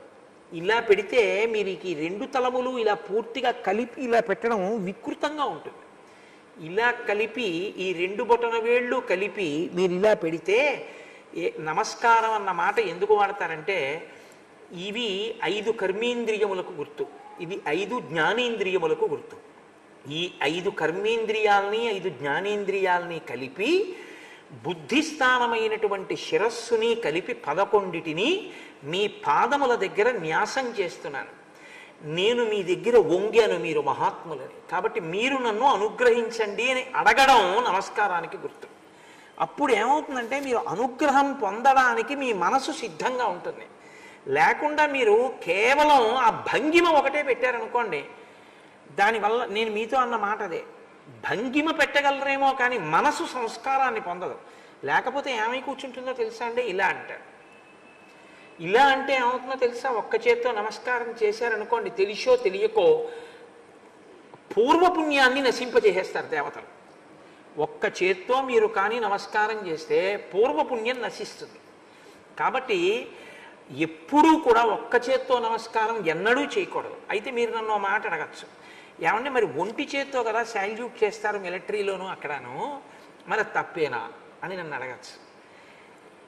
ఒంటి చేత్తో వాళ్ళు చేసేటటువంటిది నమస్కారం ఆధ్యాత్మికంగా అనడానికి ఆధారం లేదు. వాళ్ళు నమస్కారం చేసే ముందు ఏం చేస్తారంటే అటెన్షన్ అని ఈ రెండు కాళ్ళు దగ్గరగా పెట్టి ఇలా నిటారుగా నిలబడి తల ఇలా పెట్టి ఈ చేతిని ఒక భంగిమలో ఇలా అంటారు, ఇక్కడికి తీసుకొస్తారు. అది నమస్కారం కాదు.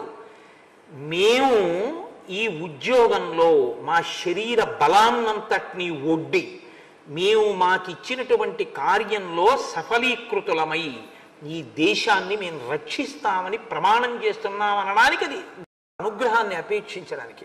కాబట్టి ఎప్పుడూ ఇలాగే చెయ్యాలి. ఈ నమస్కారం చేసేటప్పుడు ఒకటి జ్ఞాపకం పెట్టుకోండి, నమస్కారం వంగి చేయడం ఒక ఎత్తు, నిలబడి నమస్కారం ఎప్పుడూ చేయకూడదు. ఇలాగే నిలబడి ఇలా అనకూడదు, ఇలా వంగి నమస్కారం చేయాలి. నమస్కారం వంగి చేయడం ఒక ఎత్తు, నేల మీద పడి చేయడం ఒక ఎత్తు. ఎక్కువ నేల మీద పడి నమస్కారం చేస్తుంటారు. హరిప్రసాద్ గారికి చాలా ఎక్కువ అలవాటు. నేల మీద పడి నమస్కారం చేస్తారు. నేల మీద ఎందుకు పడతారో తెలుసా అండి? నమస్కారం ఇలా అంటే చాలా అంటోందిగా శాస్త్రం, ఇలా అనమంటోందిగా, మరి ఇంక నేల మీద పడ్డం ఎందుకు అసలు? ఏమైనా ఒక ప్రయోజనం ఉందా దానికి అలా పడ్డానికి? అంటే నమస్కారం కన్నా అది ఏమైనా గొప్పదై ఉంటుందా అంటే, ఇలా అంటే నమస్కారం. నేల మీద పడితే ఏమంటారో తెలుసా అండి? దండం అంటారు. దండం అంటే ఏమిటో తెలుసా? కర్ర.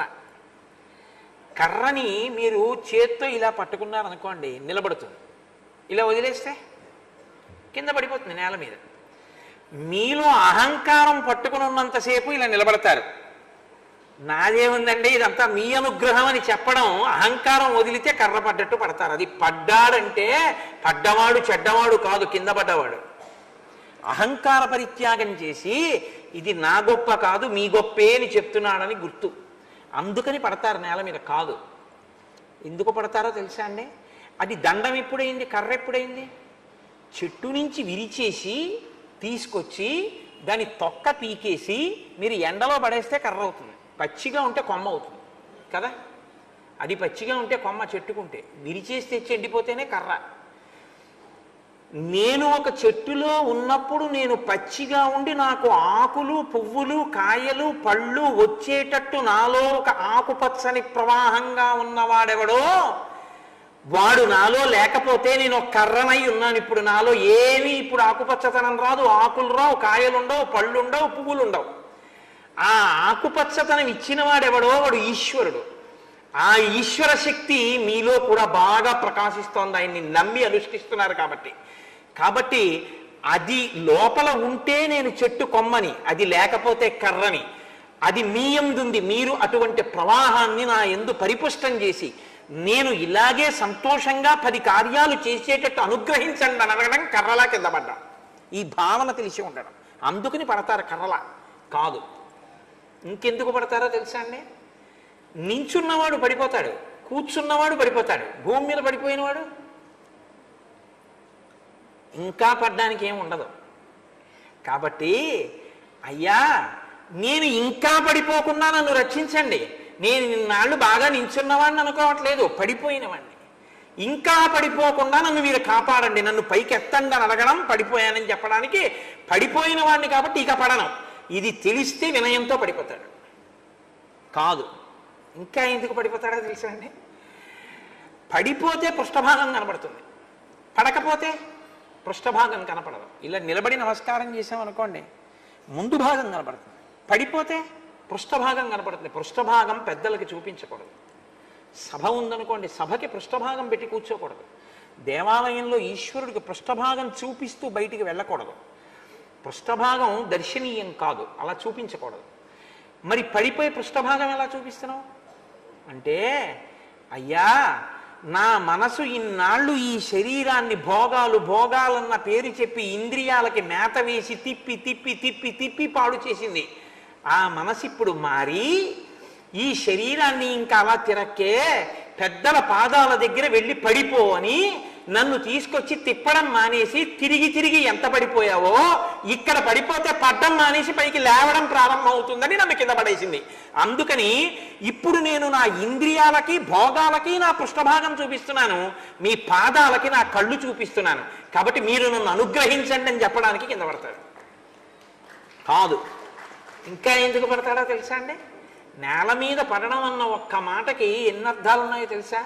అంతా బాగుంది, జ్వరం వచ్చింది, నడవగలడా? నడవలేడు, నీరసపడిపోతాడు.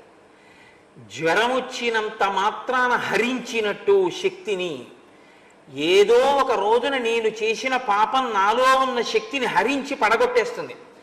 అలా పడగొట్టక ముందు నేనే పడిపోతున్నాను మీ కాళ్ళ ముందు. అలా ఇంకా పడిపోయే దరిద్రం నాకు రాకుండా ఇప్పటికైనా నా జన్మ సాఫల్యం ఏమిటో నేను తెలుసుకునే శక్తిని నాకు అనుగ్రహించండి.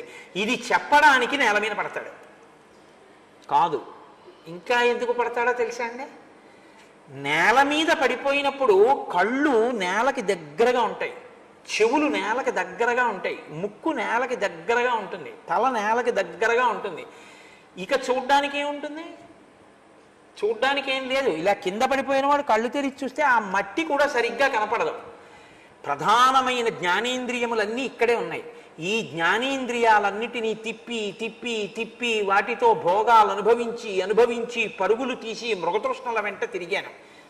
అవి కాదు, ఇక్కడే ఉంది అసలు మకరందం, భక్తి మకరందం అని ఇవ్వగలిగిన శక్తి మీ దగ్గరుంది అని చెప్పడం కోసమని ఆ మకరందాన్ని నాకిమ్మని అడగడానికి, ఇంకా ఈ ఇంద్రియాలతో దూరాలకి పరిగెత్తనని చెప్పడానికి వీటిని భూమికి దగ్గరగా మీ పాదాలు దగ్గరగా పడేశాను అని చెప్పడానికి పడిపోతాడు. కాదు, ఇంకా ఎందుకు పడిపోతాడో తెలుసా అండి? ఈ తల నిండా అహంకారం ఉంది, అక్కర్లేనివన్నీ ఉన్నాయి, వాటి కోసం పరుగులు తీశాను. ఇలా ఎత్తులో పెట్టినంత కాలం ఇందులోకి అనుగ్రహం ఎక్కదు. ఎందుకంటే ఇది ఎత్తులో ఉంది, ఎత్తులో ఉన్న దాంట్లోకి ఏం నిలబడతాయి? కింద కారిపోతాయి. అందుకని నిలబట్టలేదు. ఇప్పుడు బాగా ఎంత పల్లం ఉండాలో అంత పల్లంలోకి కింద పడిపోతున్నాను. ఇంకా మీ దగ్గర ఇంతకన్నా పల్లం లేదు, ఆ నేలే పల్లం, అంత పల్లంలో పడ్డాను. ఇంకా ఇంతకన్నా నన్ను అనుగ్రహించాలని ఏమడగను? కాబట్టి మీరిప్పుడు మీ చూపులతో ఆ అమృతాన్ని నా మీద ప్రసరించండి. ప్రసరించి ఈ శిరస్సులో ఉన్న బుద్ధులు మార్చి మంచి బుద్ధులు పెట్టి నా జన్మకి సార్థకత ఇవ్వండి అని అడగడానికి పడిపోతాడు. కాదు, అబ్బో వదిలేశాను. కాబట్టి దండం అన్న మాట నేల మీద పడడానికి ఎన్ని అర్థాలు ఉన్నాయో తెలుసా అండి? 1, 2 కాదు, ఎన్ని అర్థాలతోటో పడతాడు. కాబట్టి ఇవి తెలిసి పడ్డారనుకోండి ఇంకా ఎక్కువ ప్రయోజనం కలుగుతుంది. తెలియక పడ్డా మంచిదే, కానీ పడ్డం అంటే మీరు ఒకటి గుర్తుపెట్టుకోండి, దేవాలయంలో మాత్రం ఎలా పడితే అలా మీరు పడకూడదు, చాలా దోషం వస్తుంది.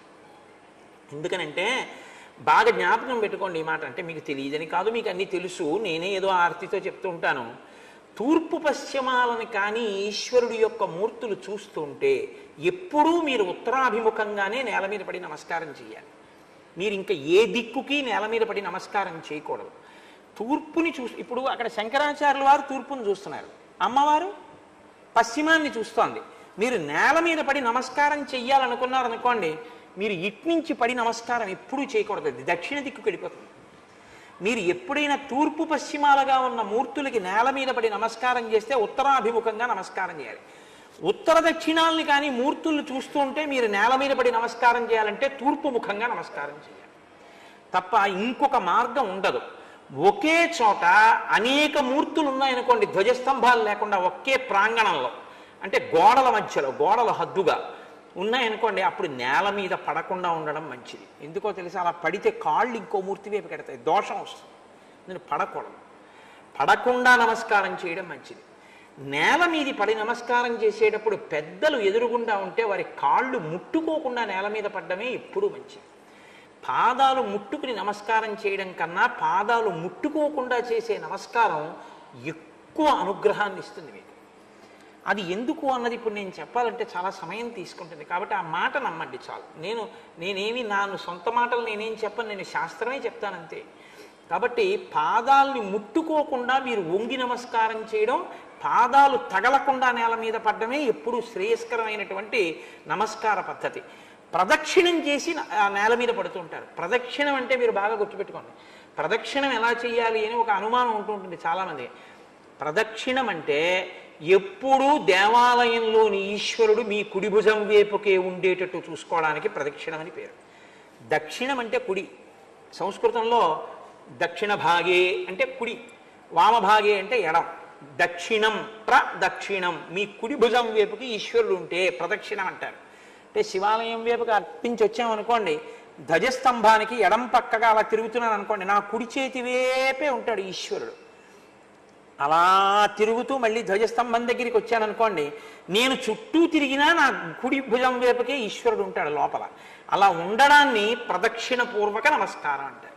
నేను ఎప్పుడు అలా ఉన్నాడా లేదా చూసుకోవాలి ప్రదక్షిణం చేసేటప్పుడు, అది ప్రదక్షిణం అని పేరు. తప్ప మీ ఎడం భుజం వైపుకి వెళ్ళకూడదు, దేవాలయం వెళ్ళకుండా తిరగాలి తిరిగేటప్పుడు. ఇంకొకటి జ్ఞాపకం పెట్టుకోండి, మీరు ఎప్పుడైనా దేవాలయంలోకి వెళ్ళి నమస్కారం చేసేటప్పుడు ఎదురుగుండా నిలబడి ఎప్పుడూ నమస్కారం చేయకూడదు. ఒక పక్కకి తిరిగి నమస్కారం చెయ్యాలి తప్ప మూర్తికి అభిముఖంగా నించుని ఇలా నమస్కారం ఎప్పుడూ పెట్టకూడదు. ఆయన తేజస్సు మీరు భరించలేరు, మీరు పక్కకు ఉండాలి. కనుక ఇవి నమస్కారంలోనూ ప్రదక్షిణంలోనూ నేల మీద పడ్డంలోనూ మీరు తెలుసుకోవలసినటువంటి విషయాలు. అన్ని వేళలా చెయ్యి ముట్టుకోవడం, షేక్ హ్యాండ్ ఇచ్చే ప్రయత్నం ఎప్పుడూ చేయకూడదు. అసలు సనాతన ధర్మంలో ఆ పద్ధతి లేదు. అది ఒకచో మీకు ఎప్పుడైనా నేను సందర్భం వచ్చినప్పుడు చెప్తాను, కొన్ని ప్రత్యేక పరిస్థితులలోనే అది ఉంటుంది. పాణిగ్రహణం అని మనకి చెయ్యి పట్టుకోవడం అనేటటువంటిది ఒకటి ఉంది వివాహంలో. ఆడపిల్ల చేతిని మగపిల్లవాడు పట్టుకుంటాడు, అటువంటిది తప్ప కొన్ని సందర్భాల్లో చేతులు కలపడం తప్ప అన్ని వేళలా అసలు షేక్ హ్యాండ్ ఇచ్చుకోవడం అనేటటువంటి మాట సనాతన ధర్మంలో లేదు. నమస్కారం చేయడమే. నమస్కారం చేసేటప్పుడు ఇంకొక పెద్ద లక్షణం ఉంది తెలుసా అండి, నమస్కారం వేరు, అభివాదం వేరు. అభివాదం చేస్తున్నానని నమస్కారం చేయకూడదు, నమస్కారం చేస్తానని అభివాదం చేయకూడదు. అభివాదం చేస్తున్నాను అంటే పరిచయం చేసుకోవాలి మిమ్మల్ని మీరు. పరిచయం చేసుకుంటున్నానంటే నేను కోటేశ్వరానంటే నేను ఫుడ్ కార్పొరేషన్లో పనిచేస్తున్నానని పరిచయం చేసుకోకూడదు. మీరు ఎలా పరిచయం చేసుకోవాలంటే మీ ప్రవర చెప్పి పరిచయం చేసుకోవాలి. చతుస్సాగర పర్యంతం గో బ్రాహ్మణేభ్య శుభం భవతు ఆత్రేయస అర్చనానస సామాశ్వ త్రయారుషేయ ప్రవరాన్విత ఆత్రేయ గోత్ర ఆపస్తంభ సూత్ర యజుశాఖాధ్యాయి అంతే. ఆ తర్వాత పేరు చెప్పేసిన తర్వాత నమస్కారం చేయకూడదు. అభివాదం అంటే యజుశాఖాధ్యాయి అని చెప్పిన తర్వాత ధనస్సు అంటారు. ధనస్సు అంటే ధనస్సు ఎలా వంగుతుందో లక్ష్యం అన్నమాట, లక్ష్యశుద్ధి. అలా వంగి నమస్కారం చేసి చెవులు ఇలా పట్టుకుని కుడి చెవి మీదకి, ఎడం చెవి మీదకి, కానీ కుడి చెయ్యి ఎడం చెవి మీద ఉండేటట్టు పట్టుకుని అప్పుడు పేరు చెప్పాలి. కోటేశ్వర శర్మ హంభో అభివాదయే అనాలి. దానికి అభివాదం అని పేరు. పరిచయంతో కూడిన నమస్కారం అయితే అభివాదం. ప్రణిపాతం అని ఒకటి ఉంటుంది. పాతం అంటే పడిపోవడం, నిపాతం అంటే అకస్మాత్తుగా పడిపోవడం. ఓ స్తంభం పడిపోతే ఎలా పడిపోతాడో అలా మెల్లమెల్లగా మోకాళ్ళు అవి పెట్టి పడిపోవడం కాదు.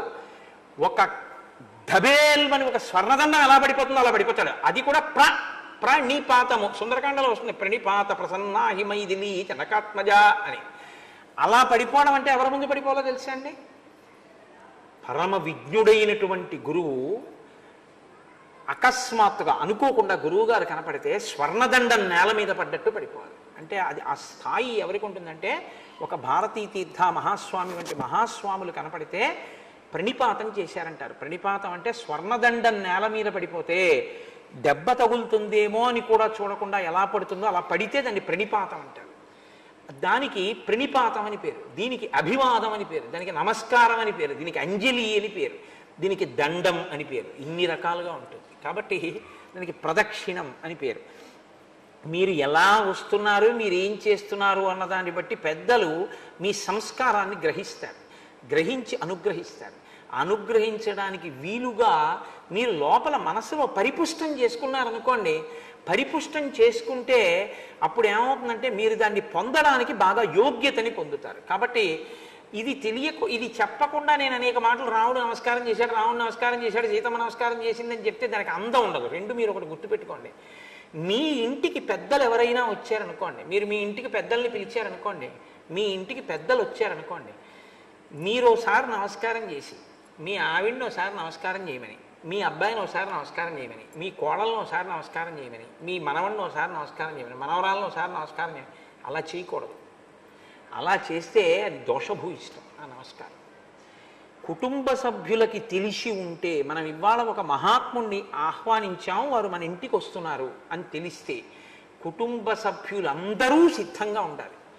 ఆయన్ని ముందు ఉచితాసనం మీద కూర్చోపెట్టి ఏకకాలమునందు కుటుంబ సభ్యులందరూ కలిసి నమస్కారం చేయాలి. ఆడదాని యొక్క కడుపు వక్షస్థలం భూమికి తగలకూడదు. అవి ఈ లోకం పరిఢవిల్లడానికి స్థానములు కనుక మాతృత్వం ఎప్పుడూ కూడా అగౌరవపడకూడదు. అందుకని వాళ్ళకి పంచాంగ నమస్కారమే. అందుకని వాళ్ళు మోకాళ్ళ వరకు మోచేతుల మీద వంగి తల తాటించి నమస్కరిస్తారు. కుటుంబ సభ్యులందరూ కలిసి ఒకేసారి నమస్కరించారనుకోండి, నేను మీకు నిజం చెప్తున్నాను, వచ్చిన మహాత్ముడు పరమ సంతోషాన్ని పొంది ఆచంద్ర తారార్కం అన్న మాట కలిపి ఆశీర్వచనం చేసేస్తారు. పొంగిపోతారనమాట. ఆ కుటుంబం చాలా గొప్ప సంస్కారం తెలిసిన కుటుంబం అని గుర్తు. విడివిడిగా నమస్కారం చేస్తే వాళ్ళకి తెలియదు ఇంకా శాస్త్ర ప్రవేశం అవి ఏమీ లేవని గుర్తు. కాబట్టి నమస్కారంలో చెప్పేస్తారు, అవతల వాళ్ళ సంస్కార బలాన్ని చెప్తారు. రాముడు అనుగ్రహాన్ని పొందాడు అంటే నేను మీకు చెప్పింది చాలా తక్కువ ఇంకా నమస్కారం గురించి. ఇంకా అసలు నమస్కారము, ప్రదక్షిణము, దండము, ప్రణిపాతము, అభివాదము, వీటి మీద మీరు ఒక ఉపన్యాసాన్ని పెట్టుకోమని కాదు సుమండి బాబు నా ఉద్దేశం. ఇప్పుడు అవన్నీ వింటే బాగుంటుంది. నేనే అక్కర్లేదు, పెద్దలు ఎవరైనా దాని గురించి చెప్తారు. కాబట్టి ఇప్పుడు ఆ ఇంద్రుడు వెళ్ళిపోయిన తర్వాత శరభంగ మహర్షికి నమస్కారం చేశారు. నమస్కారం చేస్తే ఆయన ఎంతో సంతోషించారు. సంతోషించి, నేను నా తపస్సుతో సాధించినటువంటి అక్షయమైన లోకములలో ఉన్న సుఖములన్నింటినీ రామా నీకు ధారపోసేస్తున్నాను అన్నాడు. అంటే రాముడు అన్నాడు, అహమేవా హరిష్యామి సర్వలోకాన్ మహాముని ఆవాసం త్వహమిచ్చామి ప్రదిష్టమిహ కానని. మీరిచ్చినవి నేను స్వీకరిస్తాను ఫలములు, కానీ నేను ఎక్కడ ఉండి తపస్సు చేయడానికి అనువుగా ఉంటుందో నాకు అటువంటి ప్రాంతాన్ని చూపించవలసి ఉంటుంది. నేను ఎక్కడ ఉండి ఈ 14 సంవత్సరములో ఈ ఆశ్రమవాసాన్ని లేదా అరణ్యవాసాన్ని పూర్తి చేసుకోవచ్చో నాకు అటువంటి ప్రదేశాన్ని చూపించండి. అంటే ఆయన అన్నాడు, నీకు అటువంటి ప్రదేశాన్ని సుతీక్ష్ణుడు అనబడేటటువంటి మహర్షి ఇక్కడికి దగ్గరలో ఉన్నారు. గంగ మీద గుత్తులు గుత్తులుగా పువ్వులు వెళ్ళిపోతుంటాయి. ఆ మార్గాన్ని పట్టి వెళ్ళు. చాలా విచిత్రంగా ఉంటుందండి వర్ణనలన్నీ రామాయణంలో. ఆ మార్గాన్ని బట్టి వెళ్ళు. వెడితే నీకు అక్కడ ఒక గొప్ప ఆశ్రమం కనపడుతుంది. ఆ సుతీక్ష్ణుడు అన్న మహర్షి చెప్తారు అన్నాడు. అని రామ, నేను నీ దర్శనం కోసమే ఎదురు చూస్తున్నాను ఇంతకాలం నుంచి. లేకపోతే ఈ శరీరాన్ని ఎప్పుడో వదిలిపెట్టి ఉండేవాడిని. ఇది వాళ్ళకి ఎలా ఉంటుందో తెలుసా అండి, శరీరం వదిలిపెట్టడం అన్నది. రమణ మహర్షి మాటల్లో చెప్పాలంటే కూలికి బియ్యం మోసేవాళ్లే ఉంటుంది. ఇప్పుడు కూలికి నేను ఒక బియ్యం బస్తా కొనుక్కుని 50 కేజీలు ఓ కూలివాడిని పిలిచి, ఆయా ఈ మూట తెచ్చి మా ఇంట్లో పడాయి అన్నాను అనుకోండి, ఆయన దాన్ని తల మీదో భుజం మీదో పెట్టుకుంటాడు. పాపం అది చేసి జీవనం చేస్తున్నాడు. కాబట్టి ఇప్పుడు ఆయన ఏమంటూ ఉంటాడంటే, ఏమంటే ఇదేనా, ఈ సందేనా, 3వ ఇల్లు అన్నారు, ఈ ఇల్లేనా అంటాడు. ఎందుకని, ఎంత తొందరగా మూట కింద పారేద్దామా అని ఆయనకుంటుంది.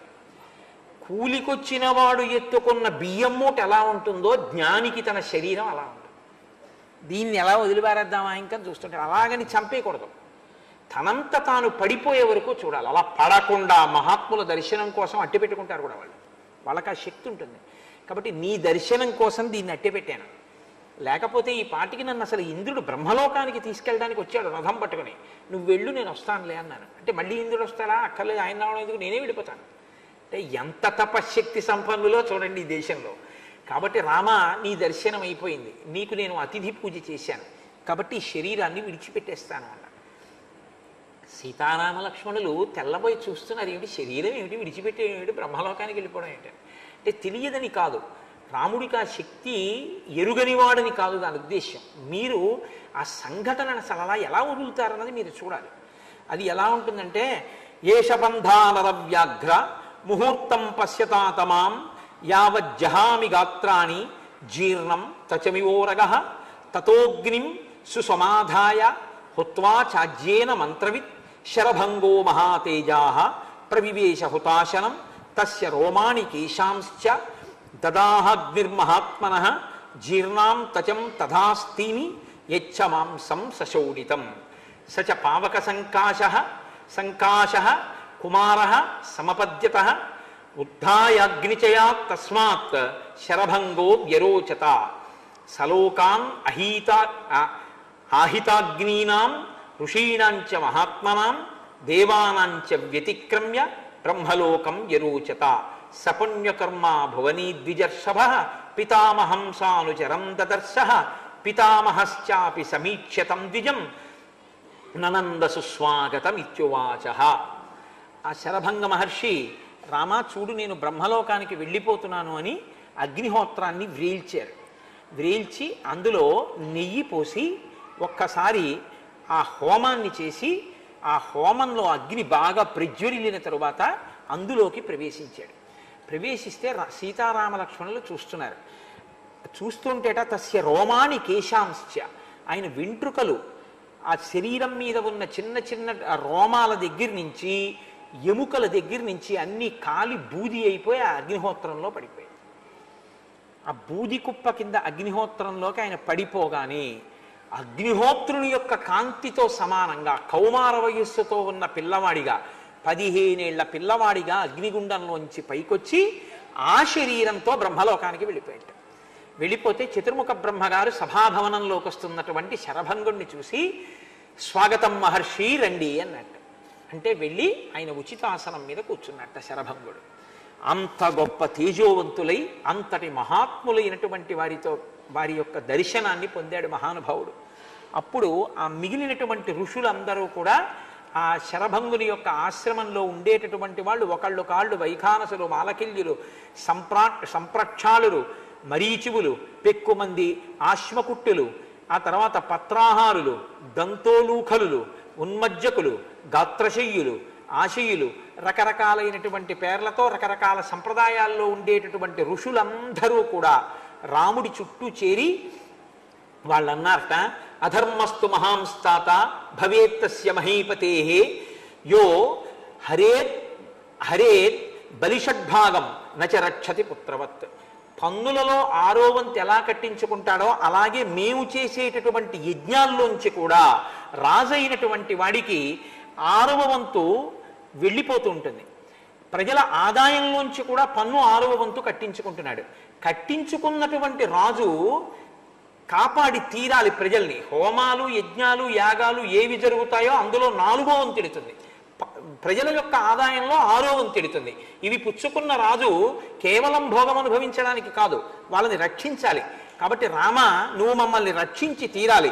యత్కరోతి పరం ధర్మం మునిర్మూల ఫలాశన తత్ర రాజ్ఞశ్చతుర్భాగ ప్రజాధర్మేణ రక్షత. మా తపస్సులో 4వ భాగాన్ని ఉత్తినే పుచ్చుకోకూడదు, మమ్మల్ని రక్షించి పుచ్చుకోవాలి. కాబట్టి నాయన, ప్రత్యేకించి ఈ పంపా సరోవర ప్రాంతంలో మందాకిని నదీ తీరంలో ఉండేటటువంటి వాళ్ళని, చిత్రకూట పర్వతం మీద ఉండే వాళ్ళని రాక్షసులు విపరీతంగా వేధిస్తున్నారు. మేమందరం కూడా తతస్వాం శరణార్థంచ శరణ్యం సముపస్థితా పరిపాలయనో రామ వధ్యమానాన్ నిశాచరై. మేము శరణాగతి చేస్తున్నాం, నువ్వు వాళ్ళందరినీ కూడా మట్టు పెట్టి మమ్మల్ని కాపాడవలసింది. అంటే రాముడు అన్నాడు, నైవమర్హదమాం వక్తుం ఆజ్ఞాప్తోహం తపస్వినాం. మీరు నన్ను అర్థించకూడదు, మీరు నన్ను ఆజ్ఞాపించాలి. కాబట్టి తప్పకుండా నేను మిమ్మల్ని కాపాడి తీరుతాను. బహుశా దశరథ మహారాజు గారు నన్ను అరణ్యవాసానికి పంపించడం అనేటటువంటి ఈ కోరిక యాదృచ్ఛికంగా, అంటే దైవము యొక్క అనుగ్రహంగా ఈ రాక్షస సంహారానికి మిమ్మల్ని రక్షించడానికే వచ్చిందేమో. కాబట్టి నేను తప్పకుండా మిమ్మల్ని రక్షిస్తాను అని ఆ తాపసులందరినీ తీసుకుని సుతీక్ష్ణుని యొక్క ఆశ్రమానికి వెళ్ళారు. ఆ ఆశ్రమం దాని శోభ చూసి ఎంతో సంతోషించారు. ఆయనకి నమస్కరించారు, కూర్చోబెట్టారు, కందమూలాలు ఇచ్చారు, అక్కడే స్నానాలు చేశారు, ఆ రాత్రి అక్కడే వసించారు. ఆ సుతీక్ష్ణుని యొక్క వైభవాన్ని చూశారు. ఇక్కడికి గుంపులు గుంపులుగా మృగాలు వస్తుంటాయి, అవి వచ్చి వెళ్ళిపోతుంటాయి అన్నారు. రామా, నువ్వు ఇక్కడే ఉండు 14 ఏళ్ళు అన్నారు.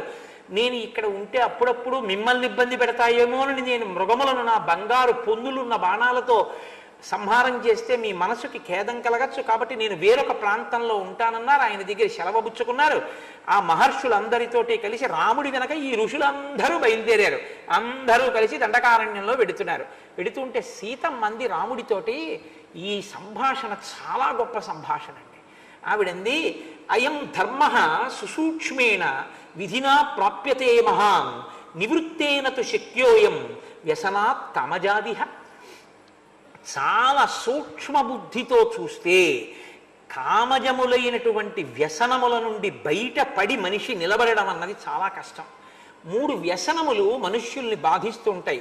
త్రీణ్యేవ వ్యసనాన్యాత్ర కామజాని భవంత్యుత మిథ్యావాక్యం పరమకం తస్మాద్గురుతరావుభౌ పరదారాభిగమనం వినా వైరం చ రౌద్రత మిథ్యావాక్యం నతే భూతం న భవిష్యతి రాఘవ కుతోభిలాషణం స్త్రీణాం పరేషాం ధర్మనాశనం స్వదార నిరతస్త్వం చ నిత్యమేవ నృపాత్మజ ధర్మిష్ఠః సత్యసంధశ్చ పితుర్నిర్దేశకారకః సత్యసంధ మహాభాగ శ్రీమన్ లక్ష్మణపూర్వజ తయి సత్యంచ ధర్మశ్చ తయి సర్వం ప్రతిష్ఠితం. రామ 3 వ్యసనములు మనిషిని బాధ పెట్టేటటువంటివి. మొట్టమొదటిది అన్నిటికన్నా భయంకరమైంది అసత్యాన్ని మాట్లాడడం. రెండోది పరస్త్రీ యందు వ్యామోహాన్ని కలిగి ఉండడం. మూడవది ఏ క్రోధము పొందడానికి అవకాశం లేకుండా, కారణం లేకుండా, తగినంత కారణం లేకుండా అవతల వాళ్ళ మీద తను పగ పెంచుకోవడం. రామ మీరు అసత్యం ఆడరు అన్న విషయం లోకవిదితం. మీరు ఎన్నడూ అసత్యం ఆడరు. మీకు పరదారుల యందు అనురక్తి కూడా లేదు. మీకంటూ అనురక్తి ఉంటే ఒక్క స్వభార్య యందు, నా యందు మాత్రమే ఉంది. మీరు ఏకపత్ని వ్రతులు నాకు తెలుసు. కానీ నాకు ఒక విషయం అనిపిస్తోంది, ఇవాళ మీలో నిష్కారణంగా మీతో వైరం పెట్టుకోవడానికి లేదా మీరు వైరం పెట్టుకుని రౌద్ర ప్రవృత్తి చూపించడానికి తగిన కారణం లేని వారి యందు మీరు కోపంతో ఉన్నారేమో, మీరు తప్పు చేస్తున్నారేమో అని నాకు అనిపిస్తోంది. ఎందుచేతనంటే రాక్షసులు మీకేం అపకారం చేశారు? వాళ్ళు మీ జోలికి ఏమైనా వచ్చారా? వాళ్ళేం రాలేదు. మీరిప్పుడు అరణ్యానికి ఎందుకు వచ్చారు? 14 సంవత్సరములు వనవాసానికి వచ్చారు. వనవాసానికి వచ్చిన వారు ఏం చేయాలి? తపస్సు చేస్తూ గడపాలి. మీరేం చేస్తానంటున్నారు? ధనస్సు బాణాలు పట్టుకొచ్చారు. పట్టుకొచ్చిన వారు ఏం చేస్తున్నారు? రాక్షస సంహారం చేస్తానని మునులకు మాట ఇచ్చారు. ఇప్పుడు మునులకు మాట ఇచ్చానని చెప్పి మీరు క్రూర మృగాల్ని చంపి రాక్షసుల్ని చంపితే వాళ్ళు మీ మీద కక్ష పెట్టుకుంటారు. కక్ష పెట్టుకున్న తర్వాత ఈ పరిణామాలు ఎక్కడికి వెడతాయో మనకి తెలియదు. మీరు అసలు ఈ ధనస్సు బాణాలు ఎందుకు పట్టుకురావాలి? ఇవి పట్టుకురావడం వల్లే మీకు నేను అభయం ఇస్తున్నాను, మిమ్మల్ని నేను కాపాడుతాను, ఆ రాక్షసుల్ని చంపుతాను అని మీకు అపకారం చెయ్యని రాక్షసుల ఎడల మీరు రౌద్ర ప్రవృత్తిని పెంచుకుంటున్నారు. కాబట్టి ఈ ధనుర్బాణాలని పక్కన పెట్టేసి మీరు తాపసిగా జీవితాన్ని గడిపితే బాగుంటుంది. రాక్షస సంహారం మీకెందుకు రామా? ఎందుకు మాట ఇచ్చినట్టు మీరని అడిగింది. అడుగుతూ ఆవిడంది, నేను మీతో ఒక మాట చెప్తాను. ఈ 14 ఏళ్లు పూర్తయి అయోధ్యకు మళ్ళీ వెళ్ళిపోయిన తర్వాత ధనుర్బాణాలని పట్టుకోండి. పురాకిల మహాబాహో తపస్వి సత్యవాక్యుభి. పూర్వకాలంలో ఒక మహానుభావుడు సత్యసంధుడు ఒక ఆయన తపస్సు చేసుకునేవాడు. ఆయన తపస్సుని భగ్నం చెయ్యాలి అని ఇంద్రుడు అనుకున్నాడు. కర్తుమింద్ర శచీపతి తస్యైవ తపసో విఘ్నం ఖడ్గపాణి రథా గచ్చత్ ఆశ్రమం భటరూపధృత్. ఒకనాడు ఒక రథంలో ఒక భటుడి రూపంలో వచ్చి గబగబా ఆశ్రమంలోకి వెళ్ళి ఒక కత్తి ఒకటి పట్టుకెళ్ళి ఆ తపస్సు చేసుకుంటున్నటువంటి వ్యక్తికి ఇచ్చాడు. ఏమీ లేదండి, నాకు కొద్దిగా ఆపద వచ్చింది, ఈ ఖడ్గం నా దగ్గర ఉండకూడదు, కొన్నాళ్ళు మీ దగ్గర ఉంచండి, మళ్ళీ వచ్చి తీసుకుంటాను, జాగ్రత్త సుమా అని దాన్ని అక్కడ న్యాసంగా పెట్టాడంటే కొన్నాళ్ళు అక్కడ ఉంచమని చెప్పి తాను వెళ్ళిపోయాడు ఇంద్రుడు. ఈయన ఏం చేశాడంటే ఆయన మళ్ళీ వచ్చి కత్తి ఎప్పుడు అడుగుతాడో అని తపస్సు చేసుకుంటూ ఆ కత్తి ఎవరైనా పట్టుకుపోతారేమో దాని మీద చెయ్యేసి తపస్సు చేయడం మొదలుపెట్టాడు. ఆ కత్తికి ఒక ప్రవృత్తి ఉంది, అది రౌద్ర ప్రవృత్తితో కూడుకుని ఉంటుంది కత్తి అన్నది. ఆ గుణం ఈయనలోకి వచ్చింది. ఈయన మెల్లిగా దర్భల కోసం వెళ్ళినా కందమూలాలకు వెళ్ళినా కత్తి అట్టుకు తిరగడం మొదలెట్టాడు. ఈ కత్తి చేతిలో ఉంది కాబట్టి ఇంకా అక్కర్లేనివన్నీ కొయ్యడం, తరగడం, నరకడం, చంపడం, ఇది చివరికి ఏ స్థితికి వెళ్ళిపోయిందంటే అతను అందరినీ బాధ పెట్టి హత్యలు చేసి దొంగతనాలు చేసి పనికొచ్చేటటువంటి స్థితిలో, అలాంటి స్థితిలో అంటే దొంగతనాలు చేసి బ్రతికేటటువంటి స్థితిలోకి వెళ్ళిపోయి తన జీవితాన్ని పాడు చేసుకుని తపస్సుని భగ్నం చేసుకున్నాడు. అక్కరలేనటువంటి ఒక ఆయుధాన్ని దగ్గర ఉంచుకున్నంత మాత్రం చేత ఒక వ్యక్తి తపోభ్రష్టుడయ్యాడు. రామ మీకెందుకు ఈ ధనస్సు? కాబట్టి ఈ ధనుర్బాణములను మీరు దగ్గర ఉంచుకోకండి. ఒక్కొక్క వస్తువు దగ్గర ఉంటే ఆ వస్తువు యొక్క ప్రభావం మనిషి మీద పడి ఆయన యొక్క మనస్సు మారుతుంది అని సీతమ్మ అంది. ఇది హితబోధ కాదు. స్నేహాచ్చ బహుమానచ్చ స్మరయేత్వాం న శిక్షయే.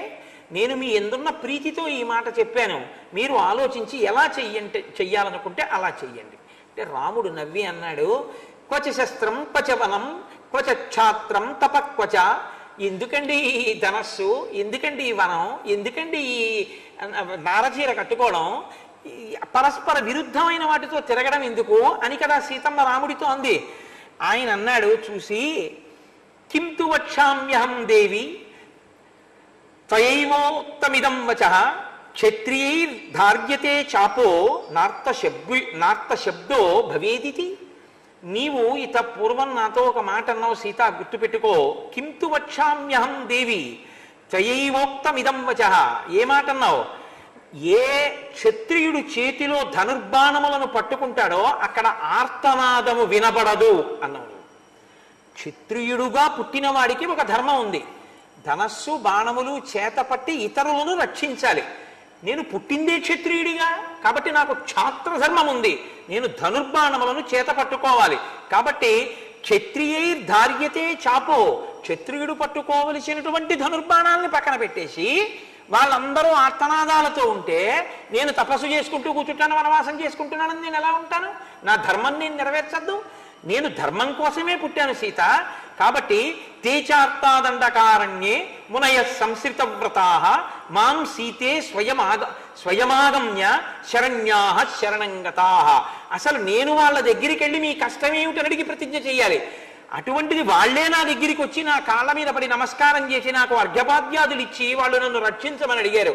అటువంటప్పుడు నేను కాని రక్షించకపోతే నరమాంసభక్షకులై వాళ్ళ తపస్సుకి విఘ్నం చేస్తున్నటువంటి ఆ రాక్షసులని నిగ్రహించకపోతే నా క్షాత్రధర్మానికి అర్థం ఎక్కడుంది?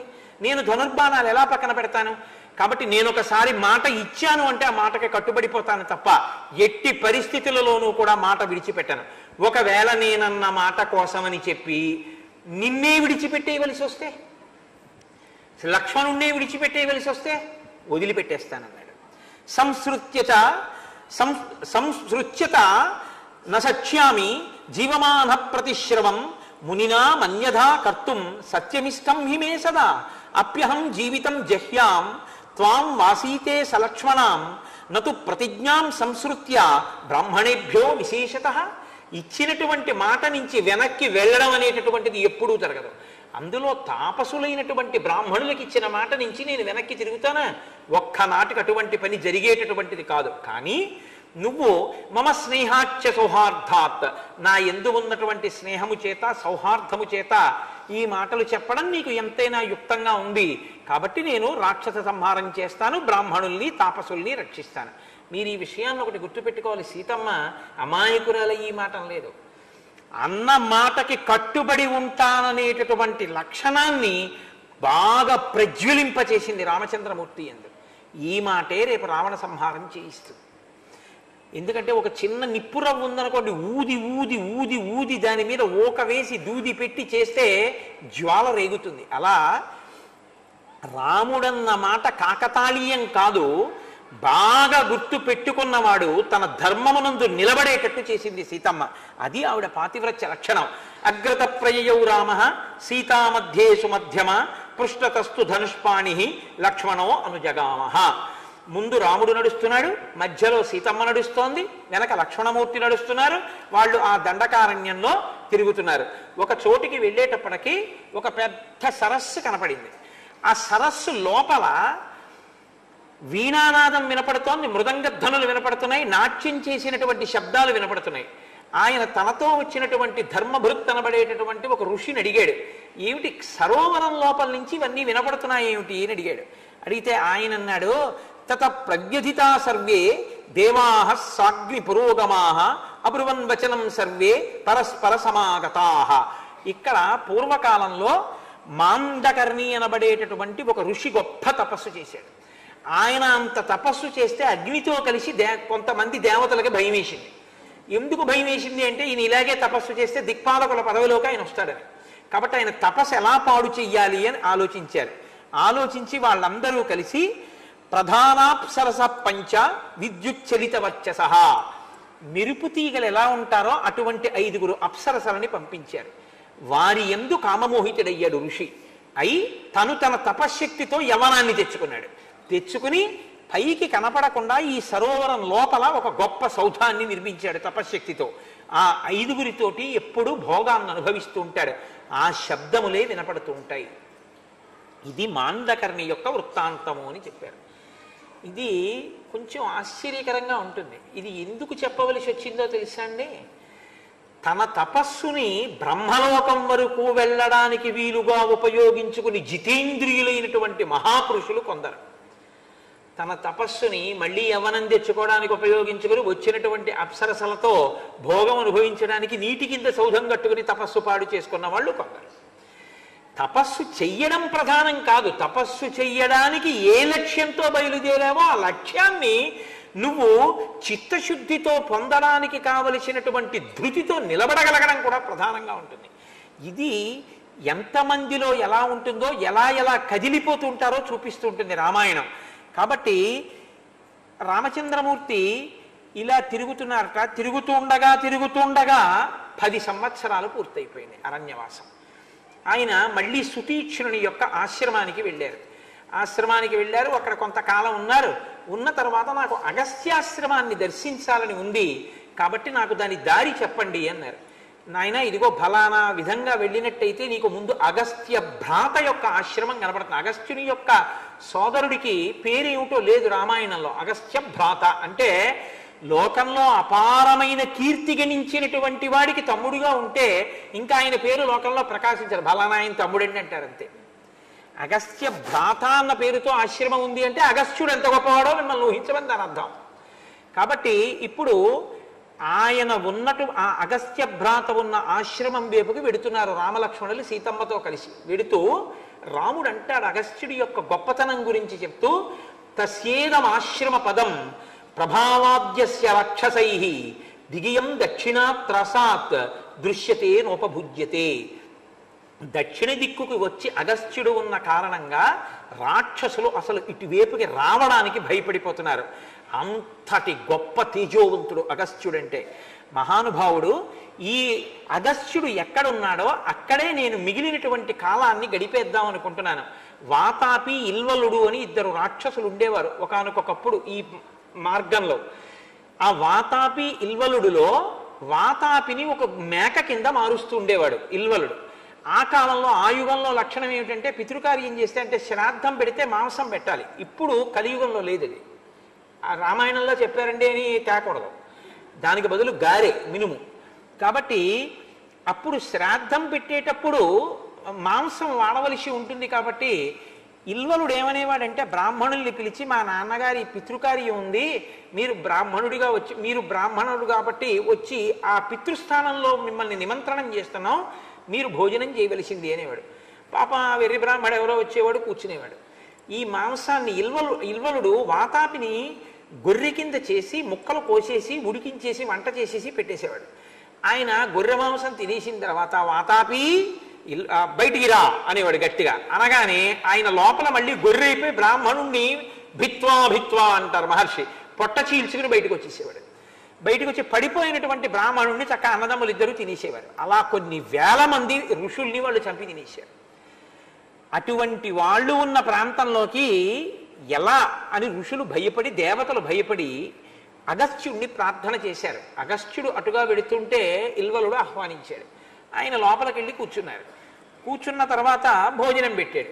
భోజనం పెడితే ఆయన చక్కగా కూర్చుని భోజనం చేశారు. ఆయనకేం పోయింది, చక్కగా భోజనం అంతా అయిపోయింది. అయిపోయిన తర్వాత పిలిచాడు ఇల్వలుడు, వాతాపి పైకి రా అన్నాడు. అంటే అగస్త్యుడు అన్నాడు, కుతో నిష్క్రమితుం శక్తి మయా జీర్ణస్య రాక్షస భ్రాతుస్తే మేషరూపస్య గతస్య యమసాదనం. ఇంకా వాతాపి ఎక్కడున్నాడు రా, నేను జీర్ణం చేసేసుకున్నాను, వెళ్ళిపోయాడు యమసదనానికి, ఇంకా లేడు వాతాపి అన్నాడు. అంటే ఇల్వలుడికి కోపం వచ్చింది. అగస్త్యుడి మీద పడిపోయాడు. ఆయన కళ్ళొక్కసారి ఎర్రగా చూశారంతే, ఆ ఇల్వలుడు భస్మరాశి అయి కింద పడిపోయాడు. కాబట్టి ఆ వాతాపిని ఇల్వలుణ్ణి అగస్త్య మహర్షి సంహరించారు. వింధ్య పర్వతం పెరిగిపోతుంటే ఆ వింధ్య పర్వతాన్నంతటినీ కూడా మళ్ళీ తల ఉంచి ఉండేటట్టుగా చేసి మహానుభావుడు అగస్త్యుడు అనేటటువంటి పేరు పొందాడు. అటువంటి మహానుభావుడు ఆయన ఉన్నటువంటి ప్రదేశానికి మనం వెళ్ళి ఆయన ఆశ్రమాన్ని దర్శనం చెయ్యాలి అని అనుకున్నారు. అగస్త్య భ్రాత ఆశ్రమానికి వెళ్ళారు, అక్కడ ఉన్నారు. అక్కడి నుంచి మళ్ళీ దారి కనుక్కుని అగస్త్య మహర్షి యొక్క ఆశ్రమానికి వెడుతున్నారు. వెడుతూ ఒక మాట చెప్తాడు రాముడు, లక్ష్మణ, అగస్త్యుని యొక్క ఆశ్రమం అంటే ఎటువంటిదో తెలుసా? నాత్ర జీవేన్ మృషావాది క్రూరోవా యదివా శటః నృశంసః కామవృత్తోవా మునిరేష తథావిధి. ఇక్కడ ఉండేటటువంటి వాడు అసత్యం పలికేవాడు కాని, వంచకుడు కాని, పీడించేవాడు కాని, స్వేచ్ఛగా ఏ నియమాలు పాటించకుండా జీవించేవాడు కాని అగస్త్యుని ఆశ్రమంలో ఉండరు. ఇక్కడ ఉండేవాళ్ళు అత్ర దేవాశ్చ యక్షాశ్చ నాగాశ్చ పతగైస్సహ వసంతి నియతాహార ధర్మం ఆరాధయిష్ణవ. ఇక్కడ ఉండేటటువంటి వాళ్ళు దేవతలు, యక్షులు, నాగులు, వీళ్ళందరూ కూడా అగస్త్య మహర్షి యొక్క ఆశ్రమంలో ఉంటారు. అత్ర సిద్ధా మహాత్మానో విమానై సూర్యసన్నిభై త్యక్త దేహ నవైర్దేహై శర్యాతా పరమర్శయ. అగస్త్యుడి ఆశ్రమంలో తపస్సు చేసి శరీరాన్ని పడగొట్టేసి దివ్యమైన విమానాలు ఎక్కి ఊర్ధ్వలోకాలకి వెళ్ళిపోతుంటారు సూర్యుడి వంటి తేజస్సుతో. అంత గొప్ప ఆశ్రమం. లక్ష్మణ, మనం ఇప్పుడు ఆ ఆశ్రమానికి వెడుతున్నాం అన్నారు. అన్న తర్వాత వాళ్ళు అగస్త్యుని ఆశ్రమం దగ్గరికి వెళ్ళారు. సీతారాములు బయట నిలబడి లక్ష్మణుణ్ణి పంపించారు. మేము వచ్చామని చెప్పు నువ్వు అని. లక్ష్మణుడు లోపలికి వెళ్ళి రాముడు సీతాసహితుడై వచ్చాడు, అగస్త్య మహర్షిని చూడగోరుతున్నాడు కాబట్టి ప్రవేశాన్ని అపేక్షిస్తున్నాడు అని అడిగారు. అడిగితే అక్కడ ఉన్నటువంటి శిష్యుడు వెళ్ళి అగస్త్యుడికి చెప్పారు. అగస్త్యుడు అన్నాడు, దిష్ట్యా రామశ్చిరాస్యాద్య ద్రష్టుం మాం సముపాగతః మనసా కాంక్షితం హ్యస్య మయాప్యాగమనం ప్రతి. ఎప్పటి నుంచో నేను రాముడి ఆగమనాన్ని అపేక్షించి చూస్తున్నాను, ఇంకా రాముడు రాలేదేమా అని చూస్తున్నాను. రాముడు వస్తే ఇంకా బయట నిలబెట్టారా? అసలు నన్ను అడగడం ఎందుకు లోపలికి తీసుకురాలేదు? తీసుకురండి అన్నాడు. అనేసరికి సీతారాముల్ని లోపలికి ప్రవేశపెట్టి, అయ్యా రండి, అగస్త్యుల వారు మీకోసమే చూస్తున్నారు అన్నారు. లోపలికి తీసుకెడుతుంటే నాగరాజస్య చ స్థానం అనంతస్య మహాత్మనః స్థానం తథైవ గాయత్ర్య వసూనాం స్థానమేవ చ స్థానం చ పాశహస్తస్య వరుణస్య మహాత్మనః కార్తికేయస్య చ స్థానం ధర్మస్థానం చ పశ్యతి. అక్కడ కార్తికేయుడు, బ్రహ్మ, అగ్ని, విష్ణువు, మహేంద్రుడు, సూర్యుడు, సోముడు, భగుడు, కుబేరుడు, ధాత, వాయువు, నాగరాజు, అనంతుడు, గాయత్రి, ఇటువంటి దేవతలందరికీ వారి వారి స్థానములు ఉన్నాయిట. ఆ దేవతలు వచ్చి అక్కడ కూర్చుని అగస్త్య మహర్షిని ఉపాసన చేస్తారు అని పై దీక్షితులు వారు రాశారు. అక్కడికి వచ్చి దేవతలు అగస్త్యుడిని ఉపాసన చేస్తారు. అంతటి మహానుభావుడు అగస్త్య మహర్షి అంటే. కాబట్టి ఆ స్థానాలన్నింటినీ చూస్తూ రామచంద్రమూర్తి అగస్త్యుని ఆశ్రమంలోకి వెళ్ళారు. తత శిష్యై పరివృతో మునిరప్యభి నిష్పతత్ తం దదర్శాగ్రతో రామో మునీనాం దీప్త తేజసాం. శిష్యులతో కలిసి ఆ అగస్త్య మహర్షి బయటికి వచ్చారు. వచ్చి, రామా, నిన్ను చూడాలనే ఉన్నానయ్యా అని అగ్ని తేజస్సుతో, అగ్ని శిఖ ఎలా ఉంటుందో అలా ఉన్నారట. ఏవముక్త్వా మహాబాహు అగస్త్యం సూర్యవర్చసం జగ్రాహ పరమప్రీతః తస్య పాదౌ పరంతపః. ఆ అగస్త్య మహర్షి యొక్క పాదముల దగ్గర రాముడు సీతాలక్ష్మణ సహితుడై నమస్కారం చేశారట. అప్పుడు ఆయన అడుగుతారు అగస్త్య మహర్షి, నాయనా, ఇంతకాలానికి నువ్వు వచ్చావు, చాలా సంతోషం అని కూర్చోపెట్టి అర్ఘ్యపాద్యాదులు ఇచ్చి, నేను అగ్నికార్యం పూర్తి చేసి వస్తాను అని అగ్నికార్యం పూర్తి చేసి వచ్చి కూర్చోపెట్టి ఒక ధర్మసూక్ష్యం చెప్తారు. అగ్నిం హుత్వా ప్రదాయార్ఘ్యం అతిథీన్ ప్రతిపూజ్య చ వానప్రస్థేన ధర్మేణ సతేషా భోజనం దదౌ. మొట్టమొదట అగ్నికార్యాన్ని పూర్తి చేసి అతిథి పూజ చేసి అన్నం పెట్టి ఆదరించాలి. ఇలా ఇటువంటి ధర్మాన్ని ఆశ్రమంలో పాటించినటువంటి వాడు పైలోకాల్లో తన మాంసాన్ని తానే తింటాడు, అటువంటి స్థితిని పొందుతాడు. కాబట్టి నాయన, రాజా సర్వస్య లోకస్య ధర్మచారీ మహారథః పూజనీయస్య మాన్యస్య భవాన్ ప్రాప్త ప్రియాతిథి. నువ్వు ప్రియమైనటువంటి అతిథివి నాకు ఇవాళ దొరికావు, కూర్చోమ్మని. ఏమముక్త్వా ఫలైర్మూల్యైః పుష్పైరన్యైశ్చ రాఘవం పూజయిత్వా యథా కామం పునరేవ తతోబ్రవీత్. ఆయన ఆ పువ్వులతోటి వాటితోటి రామచంద్రమూర్తిని అతిథి పూజ చేసి, రాముడిగా పూజ చేస్తే నరుడు ఒప్పుకోడు అగస్త్యుడి చేత పూజ అందడానికి. నువ్వు నాకు ప్రీతిపాత్రమైన అతిథివి కాబట్టి అతిథి పూజ చేస్తున్నాను అన్న పేరుతో రాముణ్ణి అర్చించి సంతోషించి ఆయనకి ఒక విచిత్రమైనటువంటి బహుమానం చేశారు. అగస్త్యుడు రామాయణంలో ఒక గొప్ప పాత్ర పోషించాడు. ఆయన అన్నాడు, ఇదం దివ్యం మహచ్చాపం హేమరత్న విభూషితం వైష్ణవం పురుషవ్యాఘ్ర నిర్మితం విశ్వకర్మణ అమోఘ సూర్య సంకాశో బ్రహ్మదత్త శిరోత్తమ దత్తో మహేంద్రేణ తూణీచాక్షయ సాయకో. నాయన బ్రహ్మగారు ఇచ్చినటువంటి బాణం, శ్రీ మహావిష్ణువు యొక్క చాపం అంటే ధనస్సు, పూర్ణముగా బాణములతో కూడి ఉండేటటువంటి అక్షయ బాణ తూణీరములు, ఇంద్రుడిచ్చినటువంటి ఖడ్గం, ఇవి నీకు ఇస్తున్నాను రామా తీసుకో అని ఇచ్చారు. అంటే రాముడి అవతార ప్రయోజనం నెరవేరడానికి కావలసినటువంటి సంభారములను అగస్త్యుడు సమకూర్చాడు. సమకూరిస్తే ఆ రోజు విశ్రాంతి తీసుకున్న తర్వాత ఆయన అన్నారు, ఇక్కడ మాట్లాడే మాటలండి అగస్త్యుడు రామాయణంలో ఇక్కడ మాట్లాడిన మాటలు అత్యద్భుతం అన్నమాట. నిజంగా ఇవే రామాయణాన్ని ఒక మలుపు తిప్పేసాయి. ఆయన ఎంత శక్తివంతుడో చూపిస్తాయి. అర్ధశ్రమేణ వాం ఖేదో బాధతే ప్రచురశ్రమ వ్యక్తముత్కంఠతే చాపి మైథిలీ జనకాత్మజ. మీరు బాగా బడలిపోయినట్టు కనిపిస్తున్నారు, సీతమ్మ మరీ బడలిపోయినట్టు కనిపిస్తోంది. ఇక ప్రయాణాలు వద్దులేండి, ఇక తిరగద్దు, ఒక్క చోటు ఉందురుగానన్నాడు. ఏమిటో తెలుసా దాని అర్థం? ఇక సీతాపహరణం జరుగుతుంది, సీతమ్మ ఒక్క చోటే ఉంటుంది. అంటే అవతార ప్రయోజనం నెరవేరాలి. చాలా కాలం అయిపోయింది రామా, 14 ఏళ్లలో ఇంకెక్కువ కాలం మిగలలేదు అంటాడు. అంటే ఇక రావణ సంహారం అయిపోవాలి. 14 ఏళ్ళు పూర్తయి నువ్వు వెనక్కి వెళ్ళిపోతే వనానికి రావు, వనానికి రాకపోతే రావణ సంహారం అవదు. చాలా సమయం అయిపోయింది. ఏషాహి సుకుమారీచ దుఃఖశ్చైన విమానిత ప్రాజ్యదోషం వనం ప్రాప్త భర్తృస్నేహ ప్రచోదిత. ఇంత క్లిష్టమైన వనంలోకి ఈ సీతమ్మ నీకోసం నీతో అనుగమించి వచ్చిందే, ఈవిడ్ని అభినందించాలి సుమా. ఇన్ని కష్టాలు ఉన్నాయని తెలిసి కూడా నీకోసం వచ్చింది అంటే ఈ పతివ్రతా ధర్మమే, సీతమ్మ యొక్క ఈ పాతివ్రత్యమే రావణుణ్ణి చంపబోతోంది సుమా. అందుకొచ్చింది ఈవిడ, నాకు తెలుసు. ఇది లోపలి మాట. పైకి ఒక మాట, యథైషా రమతే రామ ఇహ సీత తథా కురు దుష్కరం కృతవత్యేష వనే త్వాం అనుగచ్చతి. రామ, ఇక ముందు ఈవిడేం చెప్తుందో అది నువ్వు చెయ్యాలి సుమా. నిన్ను అనుగమించి వచ్చింది. బంగారు జింకంతే అంటుంది, తీసుకురా. లోపలి మాట అది. అలా నువ్వు వెడితేనే ఈవిడ్ని రావణుడు అపహరిస్తాడు. కాబట్టి బంగారు జింక ఏమిటి సీత, నువ్వు అడగడం ఏమిటి, నేను వెళ్ళడం ఏమిటి అనద్దు. ఆవిడ ఏమడిగితే అది చెయ్యి. యథైషా రమతే రామ ఇహ సీత తథా కురు. ఆవిడ ఏం చెప్తే నువ్వు వచ్చి, భర్తకు అలా చెప్తారండి. ఆవిడ అడిగిన దాంట్లో ధర్మాన్ని నువ్వు చూడాలి రామా అనాలి. ఆయన ఏమంటున్నాడో తెలుసా, నిన్ను అనుగమించి వచ్చిందయా, ఆవిడ ఏమడిగితే నువ్వు చేసి సుఖపెట్టు. పైకి భార్యని సుఖపెట్టమన్నట్టుంది. ఇక తిరగద్దులేండి, ఒక చోట ఉందిరు గాని. సీతమ్మ బాగా బడలిపోయావమ్మా, ఖేదం పొందావు తిరిగి తిరిగి, ఇక తిరగద్దు, ఒక చోట ఉందువు గానివి. అంటే సీతాపహరణం జరిగి శిశుపావృక్షం కింద ఉంటావు. సీతమ్మ ఏం చెప్తే చెయ్యి రామా, సుఖపెట్టు. పైకి భార్యని సుఖపెట్టమని. లోపల అడుగుతుంది ఎదర బంగారు జింకని. బంగారు జింక కోసం వెడితే ఇబ్బంది వస్తుందేమో రాక్షసుడని చెప్పాడు లక్ష్మణమూర్తి. అయినా వెళ్ళాడు రాముడు. అగస్త్యుడు రాబోయే సన్నివేశాన్ని దృష్టిలో పెట్టుకుని మాట్లాడుతున్నాడు. సమయం అయిపోతోంది, రావణవధ అయిపోవాలి. అందుకోసం పైకి ఒకలా లోపల ఒకలా మాట్లాడుతున్నాడు తపస్సుతో చూసి. అలంకృతోయం దేశశ్చ యత్ర సౌమిత్రిణా సహ వైదేహ్యా చానయా రామ వత్సంసి త్వమరిందమ. ఓ రామ, నువ్వు లక్ష్మణుడు సీతమ్మ ఎక్కడుంటే ఆ ప్రదేశం శోభిస్తుంది. ఇక్కడ ఉండాలంటే నువ్వు ఇక్కడ ఉండొచ్చు అన్నాడు ముందు. అని రాముడు అన్నాడు, మమ్మల్ని ఎక్కడ ఉంటామంటారో మిగిలిన కాలాన్ని నిర్దేశించండి అన్నాడు. అంటే జాత్వా ముహూర్తం ధర్మాత్మ ధీరో ధీరతరం వచః.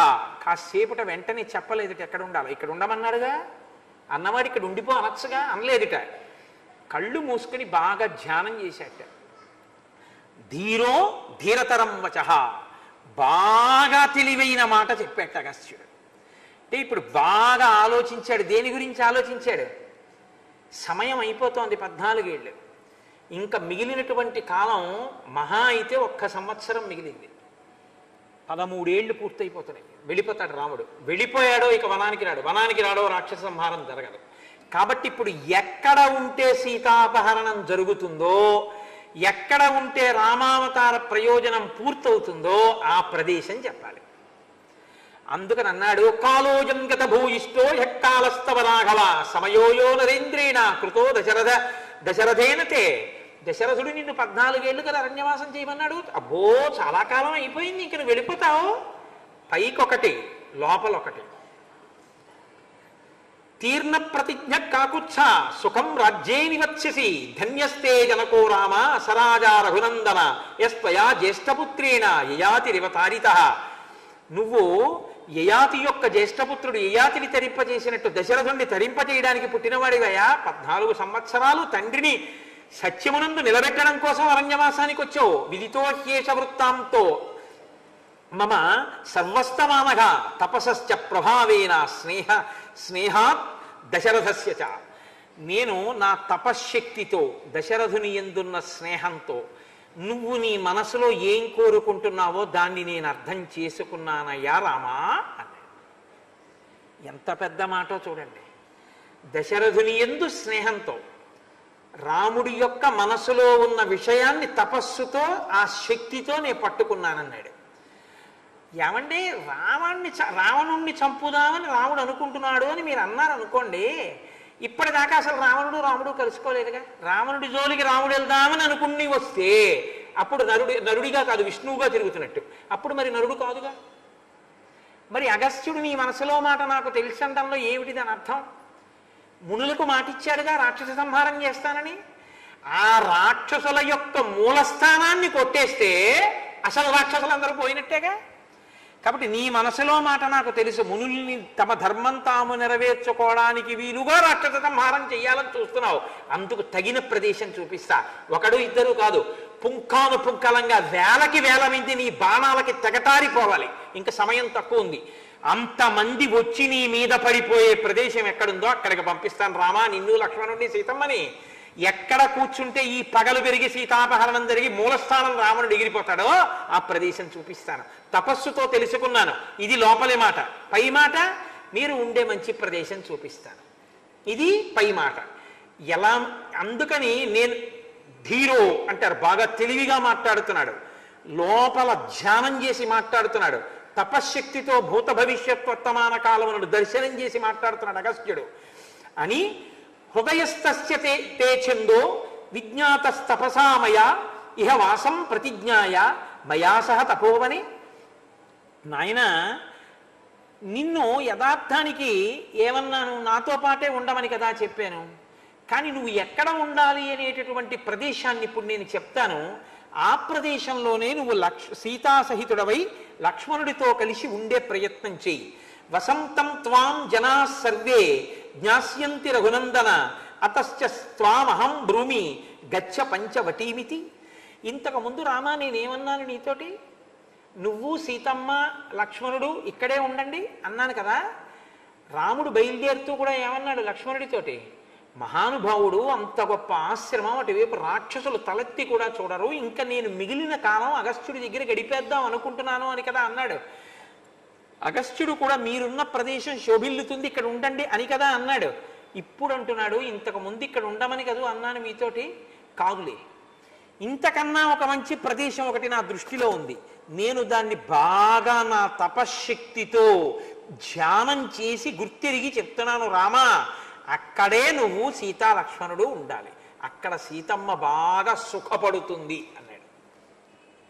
సుఖపడుతుంది అంటే ఏ అవతార ప్రయోజనం కోసమని తల్లి వచ్చిందో అందరి జనుల్ని ఉద్ధరించి తల్లితనంతో నా బిడ్డలు ఏడుస్తున్నారు, వీళ్ళని రక్షించడానికి రావణ సంహారానికి నేను వెళ్ళి అక్కడ ఉండి వాడు నన్ను అనరాని మాటలంటే ఆ మాటలు అనడం వల్ల వాడి తపశ్శక్తి నశించిపోతే వాడు మరణానికి సిద్ధమైతే రాముడు వచ్చి వాడిని చంపాలి. అందుకుని నేను ఈ కష్టాల కోసం 11 ఏళ్ళు అక్కడుండి వాళ్ళ సుఖం నా సుఖం అని తల్లితనంతో నువ్వు అవతారానికి వచ్చావు తల్లి. అందుకు అయోనిజగా వచ్చావు. ఏది నీకు సుఖమో ఆ సుఖం దక్కాలంటే నువ్వు అక్కడ ఉండాలి. ఇది లోపలి మాట అగస్త్యుడి. పైకి అక్కడ బాగా గోదావరి ప్రవహిస్తూ ఉంటుంది, లేళ్లుంటాయి, దుప్పులుంటాయి, జింకలుంటాయి, ఫలాలుంటాయి, తేనెలుంటాయి, తేనెపట్లుంటాయి, పళ్ళుంటాయి, చాలా బాగుంటుంది, అక్కడ ఉండండి. పై మాట. అందుకని రామా ఇక్కడ ఉండద్దు, అక్కడ ఉండండి. ఆ ప్రదేశం పేరేమిటో తెలుసా? పంచవటి. ఆ పంచవటి ప్రదేశానికి అనేకమైన పక్షులతో కూడి ఉంటుంది, జనసంచారం ఉండదు. ఏమని చెప్పాలండి? ఎవరైనా ఒక మనిషి అక్కడ ఉండాలంటే ఏం చెప్పాలి? అక్కడ ఇప్పటిదాకా చెప్పిన వాళ్ళందరూ ఏం చెప్పారు? అక్కడ తాపసాశ్రమాలు ఉన్నాయి, ఋషులు ఉంటారు, రామ సంతోషంగా అక్కడ గడుపు అన్నారు. ఈయనేం చెప్తున్నారు? అక్కడ నిర్జనం, మనుష్యులన్న వాళ్ళు ఉండరు. ప్రశాంతంగా ఉంటుందిగా, అక్కడ ఉండు. ఎందుకని? జనులన్న వాళ్ళు ఉండకూడదు. సీతాపహరణం జరగాలంటే ముగ్గురే ఉండాలి, ఇద్దరు వెళ్ళిపోవాలి. ఇద్దరు వెళ్ళిపోవాలంటే రాముడు మాట, సీతమ్మ మాట కోసం బంగారు జింక వెంట వెళ్ళిపోవాలి. సీతమ్మ మాటలకి లక్ష్మణుడు వెళ్ళిపోవాలి. ఆవిడ ఎంత కేకలేసినా పలికే మనిషి ఉండకూడదు. రావణుడు సీతమ్మను అపహరించాలి. అపహరిస్తే ఆ తల్లి ఎవరిని సుఖపెట్టడానికి వచ్చిందో, ఎవరి సుఖం తన సుఖం అనుకుందో ఆ సుఖాన్ని ఆవిడ పొందాలి. అంటే రావణ సంహారానికి తాను పనిముట్టుగా ఆవిడ బయలుదేరవలసి ఉంటుంది. ఇది జరగాలంటే పంచవటికి వెళ్ళాలి తప్ప రామ ఇక్కడ ఉంటే ఇది జరగదు. రాక్షసులు కన్నెత్తి చూడలేరు. నువ్వు అరిందముడవు, అరిందమహ, నువ్వు శత్రు సంహారకుడవు. విశేషించి ఇది నా ఆశ్రమం. ఇటు ఎవరు వస్తారు? ఇంకా అవతార ప్రయోజనం నెరవేరదు. కాబట్టి ఇందాక అన్నాను, కానీ ఇప్పుడు నా తపశ్శక్తితో అంతర్ముఖుడనై ఆలోచించాను, ఇక్కడ నువ్వు ఉండకూడదు రామ. ఎంత త్రికాలజ్ఞుడై ఎలా చెప్తున్నాడో చూడండి. అది అగస్త్యుడంటే, అది అగస్త్య మహర్షి అంటే. అందుకే ఇప్పుడు అక్కడికి వెళ్ళి రాక్షస సంహారం మొదలు పెట్టాలి. ఇక 14,000 మంది రాక్షసులు వస్తారు ఒకేసారి. పడగొట్టడానికి కావలసిన ధనస్సు, అక్షయబాణ తూణీరాలు, అటువంటి ఖడ్గం అన్నిటినీ ఇచ్చేశాడు. ఎక్కడుంటే ఇవన్నీ జరుగుతాయో ఆ ప్రదేశం చెప్పేశాడు. ఇప్పుడు అక్కడికి బయలుదేరండి అంటే ఇంకా ఉన్న తక్కువ కాలంలో రామావతార ప్రయోజన సిద్ధిని శాసించిన వాడు అగస్త్య మహర్షి. రామాయణంలో ఇన్ని చేతులు ఒక్కొక్క చెయ్యి పట్టుకుంటూ చిట్ట చివరికి అందరూ అగస్త్యుడి దగ్గరికి ఎందుకు పంపించారంటే ఆ మహర్షే అవతార ప్రయోజనానికి కావలసినటువంటి ప్రదేశాన్ని నిర్ణయం చేశారు. ఆ శ్లోకాలు మీరు చదివి అనుభవించాలి. పైకి ఒకలా ఉంటుంది, లోపల అర్థం ఒకలా ఉంటుంది. అలా మాట్లాడతాడు మహానుభావుడు. ఇటు నరుడిగా రామావతార నరుడి యొక్క స్థితి చెడకూడదు. లోపల తను దర్శనం చెయ్యాలనుకున్నటువంటి ఆ రామదర్శనం ఇదవ్వకూడదు. వచ్చినటువంటి రాముణ్ణి పూజ చేయకుండా ఉండకూడదు. అలాగని రాముడికి అగస్త్యుడు పూజ చేసినట్టు కనపడకూడదు. అందుకని విశేషమైనటువంటి అతిథివి కాబట్టి అతిథి పూజ చేశాను అంటాడు. ఇంత గొప్పగా అగస్త్యుడు నిర్వహించినటువంటి ఈ వాగ్యజ్ఞంతో, అటువంటి అందమైన మాటలతో ఇవాల్టి కార్యక్రమాన్ని పూర్తి చేద్దాం. రేపటి రోజున సీతారామ లక్ష్మణులు పంచవటికి బయలుదేరుతారు. అది ఎలా ఉంటుందో, మధ్యలో జటాయు ఎలా వస్తాడో, ఎలా కలుస్తాడో, అక్కడ పర్ణశాల ఎలా కట్టుకుంటారో, ఇక రామ కథ ఎలా ఊర్జితం, ఎలా పట్టు బిగుస్తుందో మీరు చక్కగా విని మనందరం సంతోషిద్దాం. మనం 11 మార్లు మనం పెట్టుకున్న సంప్రదాయాన్ని అనుసరించి రామనామాన్ని ఇడాపింగళ మధ్యమందున ఇమిడియున్నది రామనామము,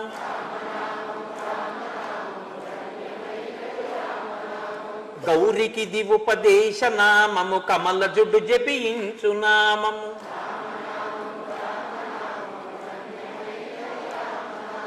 వాదభేదాతీతమగు వైరాగ్యమే శ్రీరామనామము. రామనామము రామనామము రమ్యమైనది రామనామము, ఆంజనేయుని వంటి భక్తులకాశ్రయము శ్రీరామనామము. రామనామము రామనామము రమ్యమైనది రామనామము, నీలమేఘ శ్యామలము నిర్మలము శ్రీరామనామము. రామనామము రామనామము రమ్యమైనది రామనామము, ఎందు చూచిన ఏకమైతా వెలయుచున్నది రామనామము. రామనామము రామనామము రమ్యమైనది రామనామము, శివుడు గౌరికి బోధ చేసిన చిన్మయము శ్రీరామనామము. రామనామము రామనామము రమ్యమైనది రామనామము, కర్మనేత్రద్వయము చేతను కానరానిది రామనామము. రామనామము రామనామము రమ్యమైనది రామనామము, త్రిపుట మధ్యమునందు వెలిగే జ్ఞాన జ్యోతియే రామనామము. రామనామము రామనామము రమ్యమైనది రామనామము,